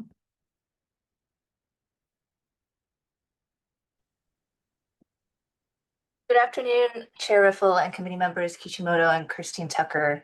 My name is Tiffany Yap, and I'm a senior scientist at the Center for Biological Diversity. We appreciate the thoughtful engagement and questions from the committee members on this project, and we commend the committee and Midpen staff for your work on this project and your continued work to understand and address newt mortality and connectivity issues on Alma Bridge Road. It's encouraging to see the population viability study, feasibility study, and alternatives analysis were completed. And we're supportive of Midpen's commitment to manage their preserves to provide opportunities for ecologically sensitive public enjoyment and education, and offer people room to breathe and connect with nature while giving plants and animals a chance to thrive. However, we are deeply concerned about increasing parking infrastructure and traffic on the road prior to implementing newt passage features. Midpen's own studies indicate that the local newt population is experiencing a 40% mortality rate every year. And the volunteers at Newt Patrol with Marav continue to document thousands of roadkill newts each winter as they witness firsthand the population getting smaller and smaller. Putting more cars and traffic on the road before constructing the newt passage features doesn't align with Midpen's vision of giving plants and animals a chance to thrive. And it would be counterproductive to the investment that Midpen has already put into this. All of that effort would be for naught, and crossings would be moot if there are no more newts left to save. And as a herpetologist and someone who works with the Chileno Valley Newt Brigade, the newts are most active from dusk to dawn during the rainy season. But as someone else mentioned, sometimes they are seen out and about during the daytime as well. So they're not just active from 2 a.m. to 6 a.m. Any increase in traffic will increase newt mortality. So please keep that in mind. In a time when California's wildlife is under immense threat, Midpen has the opportunity to provide a glimpse of hope that there are still environmental champions willing to follow the science and stand up for our wild neighbors. Many people love the newts and other wildlife that help keep the landscapes and ecosystems we all love healthy.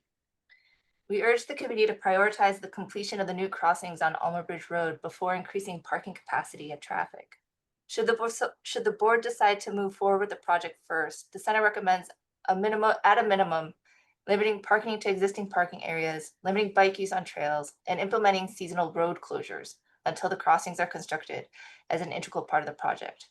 Thank you all for your work and your consideration.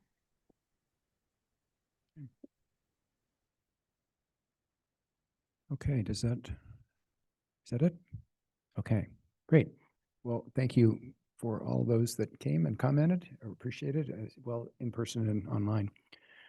So with that, as always, I'd like to ask if staff has any comments to any of the issues or comments that were raised by the public. Mark, if I can start and then you can add or correct. Please do. Would that be okay? Yeah. Okay. So a couple things. So this revised option 2 that's before you, along with the original option 2, it's the revised version that we are recommending. It takes into consideration basically all of the different comments that you've received, and in different ways. For example, it does really reduce the footprint of parking to what is existing already, and only contemplates expanding that parking at a future date if the demand exceeds the capacity that's there. And that would require another reevaluation.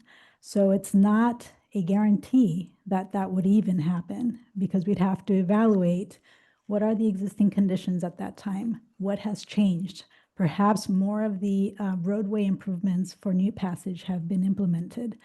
Has there been a change to the Newt population, et cetera, et cetera. So we'd have to start a new evaluation of the site and the existing conditions. And it would include new public engagement. It would include new committee meetings, board meetings, and certainly a different CEQA review for that project should it move forward. And again, there's no guarantee that it will. There's a lot of ifs that need to be addressed and explored. Because we are limiting the parking to what exists now, equestrian parking is being identified for that future phase. Did I get that correct? And again, Yes. That's because we did work to limit the disturbance and really concentrate parking in what currently exists as parking already. What else do I have? Let's see. And again, the trail will be seasonally opened. And by seasonal, that will be determined through the data that we've collected and continues to be collected. And I assume also weather patterns and other factors to determine what is that seasonal closure going to look like to capture that season of migration. Anything else, Mark? Thank you, Anna. That's great. I will just offer just because a few of the comments were related to the meadow itself that's being contemplated for use under both options. I'll just offer that the entirety of this portion of the Beatty property was evaluated under previous biological and botanical resource studies when the project was initiated in 2020. We do plan, though, to revisit those studies, predominantly due to the time that has lapsed since they were originally conducted. It's going on 5 years now. So we would revisit and confirm the findings from that time which did find that there were no sensitive species of plants or animals located immediately within the meadow area. We would certainly do our diligence there once again, though. And again, I'd say, I know there were a lot of concerns about the meadow area, and I would say we really need to reevaluate that at a future phase to see, are there impacts, what impacts are there, and are those impacts too great of a concern and unable to be mitigated in any way? Because of that, I would say it's too early to preclude anything at this time because we don't have that information. And there's, again, no guarantee that we would do anything more in that meadow. That is very speculative and very much in the future phase. All right. Question or? I have a question. Go ahead, Zoe. Yeah, thank you. I did want to follow up on one question. I think this goes to you or Anna, Mark. The question of timing, I think it is an important point that if we start developing trail access before the Newt Passage amenities have been started, it's kind of counterproductive. So can you talk again, I think you've already addressed this, but can you talk a little bit about timing and how the trail development and the Newt Passage efforts will jive together? Certainly. Okay. Sure. Okay. Yeah. Absolutely. Thank you for the question. Yes, we would certainly be looking to attempt to align the schedules of the two projects, the first phase of the Newt Passage improvements with the Beatty improvements. We think that there are opportunities to do just that. We do have, obviously, as we all know, we have process that we have to follow in order to get to that point. There are significant steps that would still need to be taken.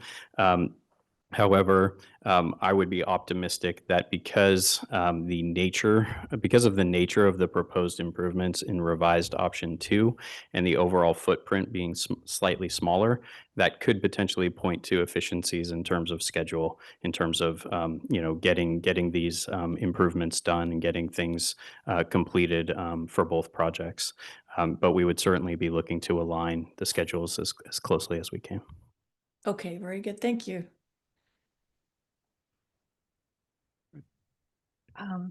Actually, if we can keep it to questions now, and then we'll. Oh, questions. Okay. Let's see, questions. Well, it has to do with, I'm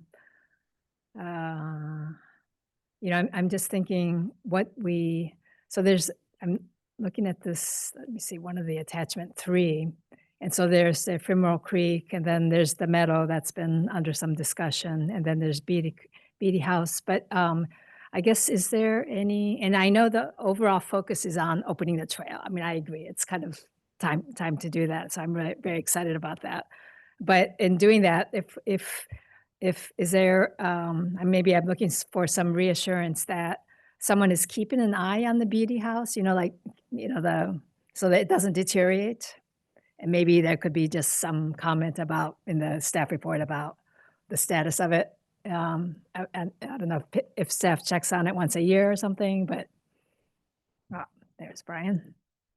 Yeah, Brian Malone, Assistant General Manager. That's primarily a ranger patrol responsibility, and they periodically go in and check. And we've checked it, and when there's been graffiti, one of the best ways to reduce graffiti is to take care of it when you see it. So we've been doing that, and then we have that fence around it as well. As a reminder, though, the board decision on the Beatty House was not to do any work to preserve it. So it is just retained in place. So it is deteriorating over time. And is there any water leakage? Yes, I'm sure there is. There is. There was we didn't do any work other than we keep it secure. We make sure that we fix any vandalism and there's no access to inside the building, and that the fence stays in good condition. But we are not doing any work to improve or protect the structure itself. That was a previous board decision to take that, just retain in place. I see. Okay, I didn't remember. Okay, I didn't, but it is listed on the state or federal, national? It has a potential Potential. eligible for listing. Yeah, okay. I didn't remember that it wasn't to do anything, but I thought maybe we'd be So keeping an eye at least on the primary- water. Yeah, the primary action was to fence it, to Fence it. prevent people from accessing it, and then to routinely patrol. I see. Well, I mean, could you at least put a paragraph about the status of the? Yeah, And- and and we the could report. include just the reference to that report where the board decision was made as well. Right, and Yeah. that there probably is, I mean, so it is deteriorating.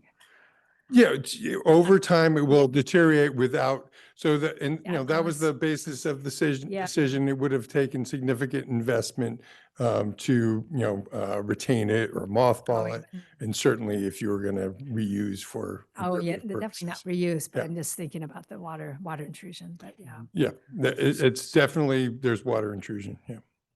Okay, I guess, I think we should just be reminded of it because, and then I guess also there are some choices to be made on, there's discussion about the meadow and, that it could be, it's a special, it could be a special area. And then there's the ephemeral creeks. And is there, any plans to kind of keep an eye on that or to not, we wouldn't be fencing it off, but like you could have a choice of like mowing it just or banning it or, so what would be the management goal for the meadow? I guess that would be the question. And the ephemeral creeks area.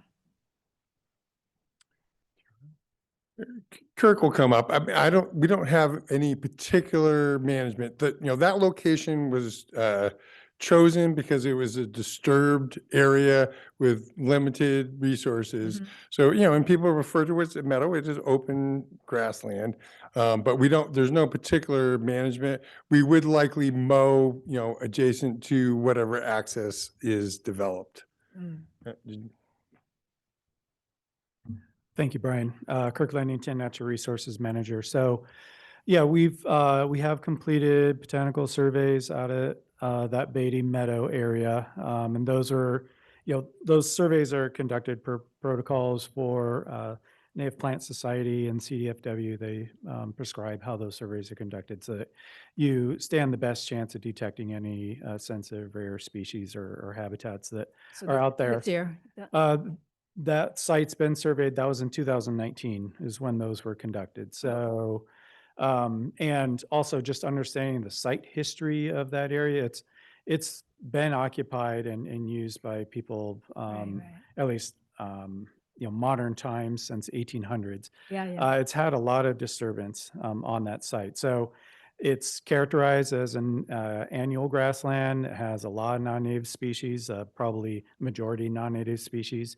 It does have some native species in there as well, but again, no sensitive or rare Right. species that are in there. I So guess it's only it's not characteristic. meriting special management from us right now. Hmm. And Yeah. just to add, if I can zoom way out Okay. to provide some context, our Natural Resources Department conducts multiple surveys, and we have very excellent vegetation mapping layers and other data that we continuously both inherit, create, and update. And there are many other locations throughout the 72,000 acres that are of much higher quality or have either rare species or special considerations for that added protection and management Mhm. level work Okay. where we're focusing our time compared to the site. Although I know this site has been a topic because it's part of it's in the project area, Yeah. but I'm just kind of zooming out to I the see. bigger Priority. picture. Yeah. Mm.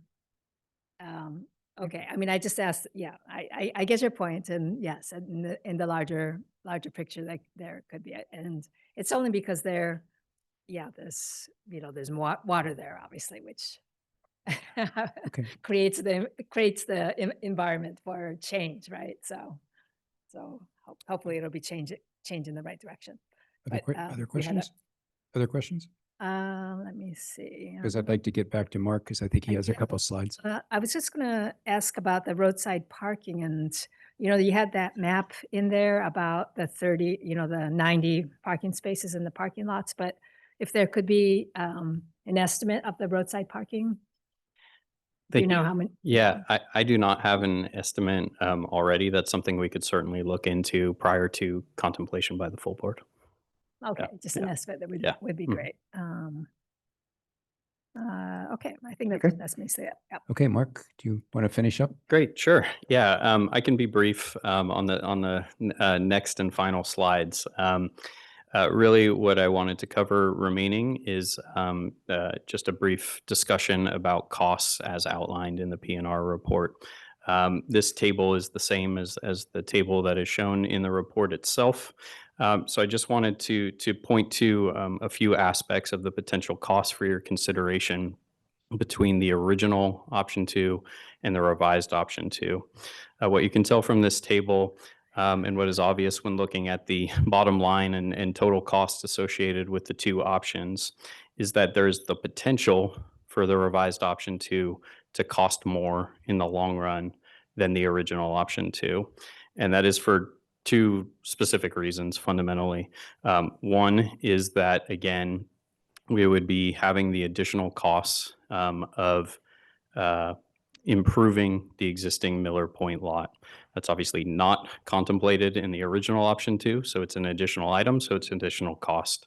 We don't know the full nature of those improvements yet, but we have ballparked here that that could be as much of an investment as $500,000 in that lot and improvements. So there's a add cost there. And then in addition, I think I alluded to it earlier, but the longer we potentially wait to do any new parking area development on our property, there is also significant escalation with each additional year that passes. So by pushing more of those improvements out into the future, the cost too would go up. However, I do want to state that that is kind of a worst case cost scenario, and that is in the scenario that we do find that demand exceeds capacity. That is where it would trigger the need to take a look again at the potential to do additional parking on the Beatty property. If there is a scenario where where demand does not exceed capacity, continues to not exceed capacity out into the future, and we do not need to build the new lot on our property, then revised option 2 could ultimately prove to be less expensive than the original option 2. So those were the cost items that I just wanted to lay out for your consideration. Okay. Any questions on those before I wrap up? Yeah, quick question. Remind me how many parking spaces we were anticipating creating in the the lot that we were going to build on the Beatty property. Yes. So the original option 2 with the small seasonal Was that- lot, that was only envisioned to be, I believe it was 6 to 7 spaces. And that was permit only, right? Correct. So with the revised option, we're looking at a minimum of 30 spaces, right? Right. In that our preserve visitors would have access to the entirety of the Miller Point lot. That's Mhm. correct. Okay. All right. And so then the 2.5 million that's reflected in the revised option 2, we might never have to spend. So, Correct. If Yeah. demand does not exceed capacity. okay, very good. Thank you. May Question? I add to that? Yes. I would just ask maybe if you could break out, the Midpen contribution, the summaries to phase 1 and then phase 2. Sure. Because, I mean, phase 2 is, it's not really on the table, right? So, Right. Yeah, we can certainly do that and clarify and that would provide be great. additional granularity. Yeah. Actually, I have a question Sure. about the Midpen contribution. I'm thinking about the contribution to the Newt passage. That's not what's listed here. It is included. So that's where under original option 2, where it says zone 2A road improvements. And then under revised option 2, where it says Okay. portion of zone 1 improvements There's an asterisk there, there's a note at the bottom, and the note at the bottom says that that's Okay. where we would Okay. contribute $500,000 to $650,000 to that portion of the roadway improvements. Yeah. Correct, that would be associated with moving forward. Yeah. So I'm kind of with Yoriko on this. This is a little bit misleading how this is presented here. I think to me, it's, so what's it going to be out of our pocket? Mhm. And so, for example, to put 1.5 million for zone one, I guess worst case scenario, is that why it's presented? Because asterisk says, no, it's going to be more like 500 to 655K. So why wouldn't we say that, Yeah, budget? I appreciate that. It Yeah. was an attempt to just clarify what the total cost for those improvements will be, and that Midpen would only be contributing Yeah. a portion thereof and not the entirety of that number. Yeah. I would actually err on the other side. I would err on the side of this is what we think it's going to cost us. And then asterisk. And by the way, total cost Sure. for that's going to be 1.5. We could revert but that for we're- the board. Yeah, Sure. yeah. Sure. Okay. Any other questions about this slide? No? Yep. Yeah, I would totally agree. So I guess it would be the Midpen contribution be more like 1.8, right? Not 4 million. No, so the Midpen contributions outlined for both of these two options are accurate, and they only include 500 to 650K for the roadway improvements. Oh, I'm looking at phase one. Right. So we were just Right. breaking out the roadway improvements separately from there. Yeah. Right. But we can do some work to reorganize this table to make it as Yeah, clear as I possible think for it'd the be good. board. Yeah, it's a Okay. little bit confusing. Yeah, thank you. Okay. Did you have more slides, Mark? Last slide, I promise. Okay, so we just wanted to wrap up with next steps. So obviously, we're here today to seek the committee's guidance on which of the two presented options you would like to forward to the board for their consideration. If one of the two options gets forward to the board and gets approved to proceed, then we would, as earnestly as we possibly can, in recognition of many comments about schedule for all of this work, we would begin in earnest on the next phases of both projects in parallel. We would be, again, for the Beatty property, we would be able to revisit the technical studies for the project to make sure that our understanding of existing resources remains the same. Or if it needs to be adjusted. And then we would begin design development, moving from the conceptual diagrams that you've seen today into more detailed design for the proposed improvements. In parallel with that, we would then be able to move into the final design stage for the small scale first phase of the Alma Bridge Road project, which again, we believe represents a great opportunity to get some of those Newt Passage improvements into the ground and to be able to begin to learn from them and to inform the final overall design for the project. And so again, in summary, we as staff believe that this is an opportunity to move forward with both of these two projects incrementally. We would be taking a small step forward on both projects and looking to, again, to achieve that ultimate balance per Midpen's mission of preserving and restoring natural lands and species habitat, but also providing for ecologically sensitive public access at the same time. So that remains our ultimate goal, and that's what we hope to proceed moving forward. Okay. Any other questions before we deliberate and decide? So any other questions, Zoe or Yorko? Nope, not for me. Thank you. Okay. And then just one is, we had one of our speakers bring up the option of equestrian parking. I didn't hear in any your comments about that. I think, Anna, you were kind of referring as maybe a later stage, not this even by the toilet or anything. Yeah. Okay. So that's staff's. Okay. All right. All right. So with that, let's let the sausage making begin. Yeah. What do you want to do? You go first, well- Marco, and then Zoe. Yes, thank you. Well, I would definitely strongly support the revised option 2. I would still propose some changes in that wording just to make it clear, because it does seem to imply both that we're approving phase 1 and 2.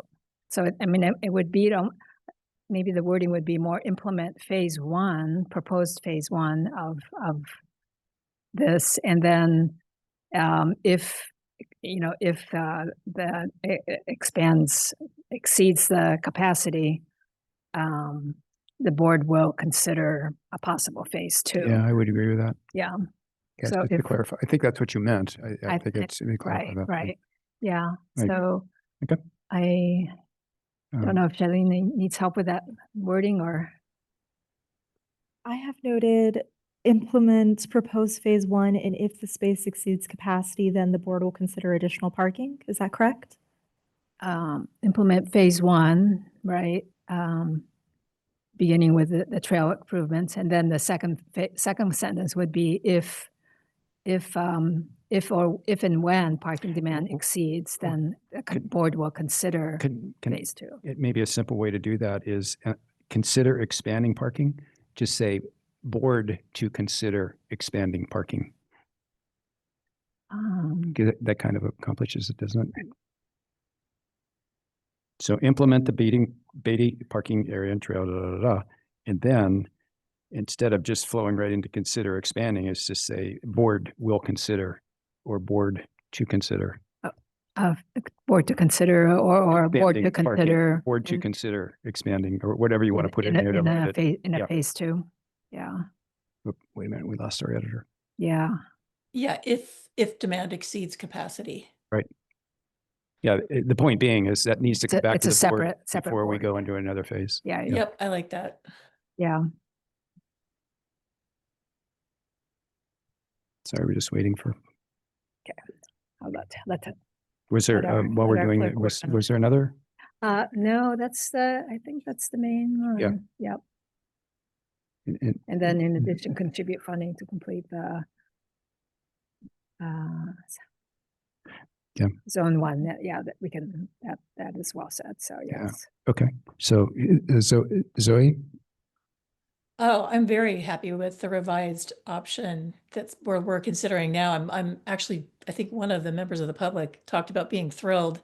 This is so incredibly exciting, and I so appreciate staff for taking our questions at the last PNR meeting and really running with them in a way that has turned out beautifully. I also want to take a moment to thank the members of the public who weighed in so thoughtfully and respectfully and carefully on this project. It makes it really a pleasure to serve on this committee and to see this project come to fruition when we have such wonderful support from the community. So yes, I'm thrilled, and I'm very much in support of revised option 2.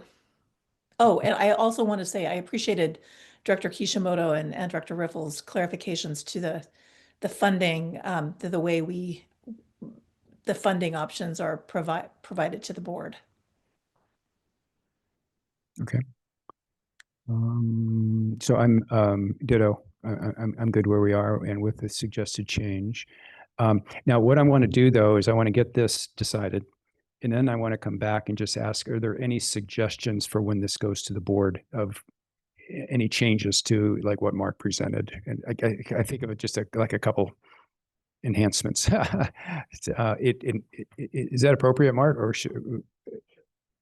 Well, let's get this done first.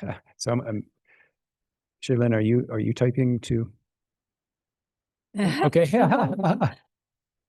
To read it for you take your whenever you time. guys are ready. You ready? We're ready.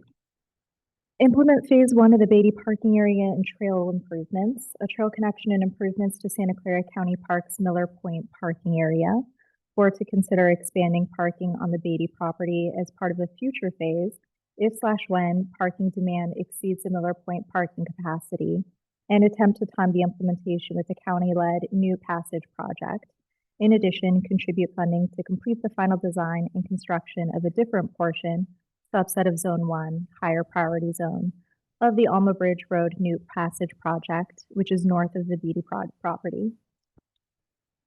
Okay. Okay. So, You yep. happy? Yes. Okay. So, Good. With that I'll entertain a motion. yes, happy to make the motion. And I'll second that. Great. Moved by Director Kishimoto, seconded by Director Kirstine Tucker. Roll call, Director Kirstine Tucker, Yes. Chair Riffle, Yes, Director Kishimoto. Yes. Thank you. Motion passes 3-0 as amended. great. All right. Thank you, staff and public. I think we're headed in the right direction. So let's just take a quick minute, though. Any suggestions to Mark and staff? So when this comes back to the board, and ballpark timing for board, Mark, do you have any idea? Or is this sooner or later? Yes, thank you for the question. We would confer with the GMO, obviously, but Yeah. based upon the recommended changes, the changes to the recommendations that Yeah. were just presented, the requested changes or additional detail related to the cost seems like the main item that we would need to flesh out a bit more before we go Yeah. to the board. Yeah. Neither of those changes seem particularly significant in terms of the time that would be required. Right. I think the main constraint is towards the end of the year. Obviously, we have Sure. highly constrained board agendas, Yep. and so we are working with the district clerk. We've already initiated those conversations as to when we might be able to get to the full board. There's potentially an opportunity with I believe it's the last board meeting of the year in early December. There may be Wow. space to be able to do it then. Yeah. And I would be optimistic that we could get this requested information into the report by then. Okay. That would be the best case scenario if we're able to do that. Right. All right. That's great. Any suggestions then as far as Mark and his team prepare for this? Yorko, anything? Oh, to be included in the staff report? Yeah. Just there were a number of small items that we talked about. Yeah, I mean, like maybe just all those questions that I guess we board members asked, like what's included in the trail and, Right. the dog access and, Okay. let's see, what else did we talk about? I might add maybe just a little bit of an expanded description of the meadow, given that we had a number of comments about that. Talk a little bit more about that. in the Yeah, board yeah, report. that's a good idea. Maybe adding an estimate of the roadside parking, mention of the BD house and its status. Yeah, clarification that equestrian parking will be considered in a later phase. Yep. Is that most of it? Yeah, no, that's great. Appreciate that summary. And again, we would be obviously striving that the final board report for full board consideration would be fully reflective of the conversation we've had here today and the feedback we've received. So we'll be incorporating all perfect, this. perfect. And then, that's great. Mark, the only other thing is, I think we got some great feedback from the public. So it's some of which needs to be considered for future phases. I just hope we can somehow capture that, to Absolutely. be considered when we get to that point. So, Absolutely. Yeah, staff as well appreciates all of the comments we received today, both orally and written comments that we received as well. So thank you. Yeah, and I just wanted to just add that I'm so thrilled that it all worked out, and thank you so much for Absolutely, yeah. And I'll just say that we, staff, appreciate the thoughtfulness of the committee, the way you pushed us forward to think in these new directions at the time of our April meeting, and the results here through exploration of these new ideas. So we very much appreciate your contributions to being able to move forward. great. Okay. With that, do you have everything you need? Yes, thank you very much. Okay. Thanks, everybody. We're adjourned.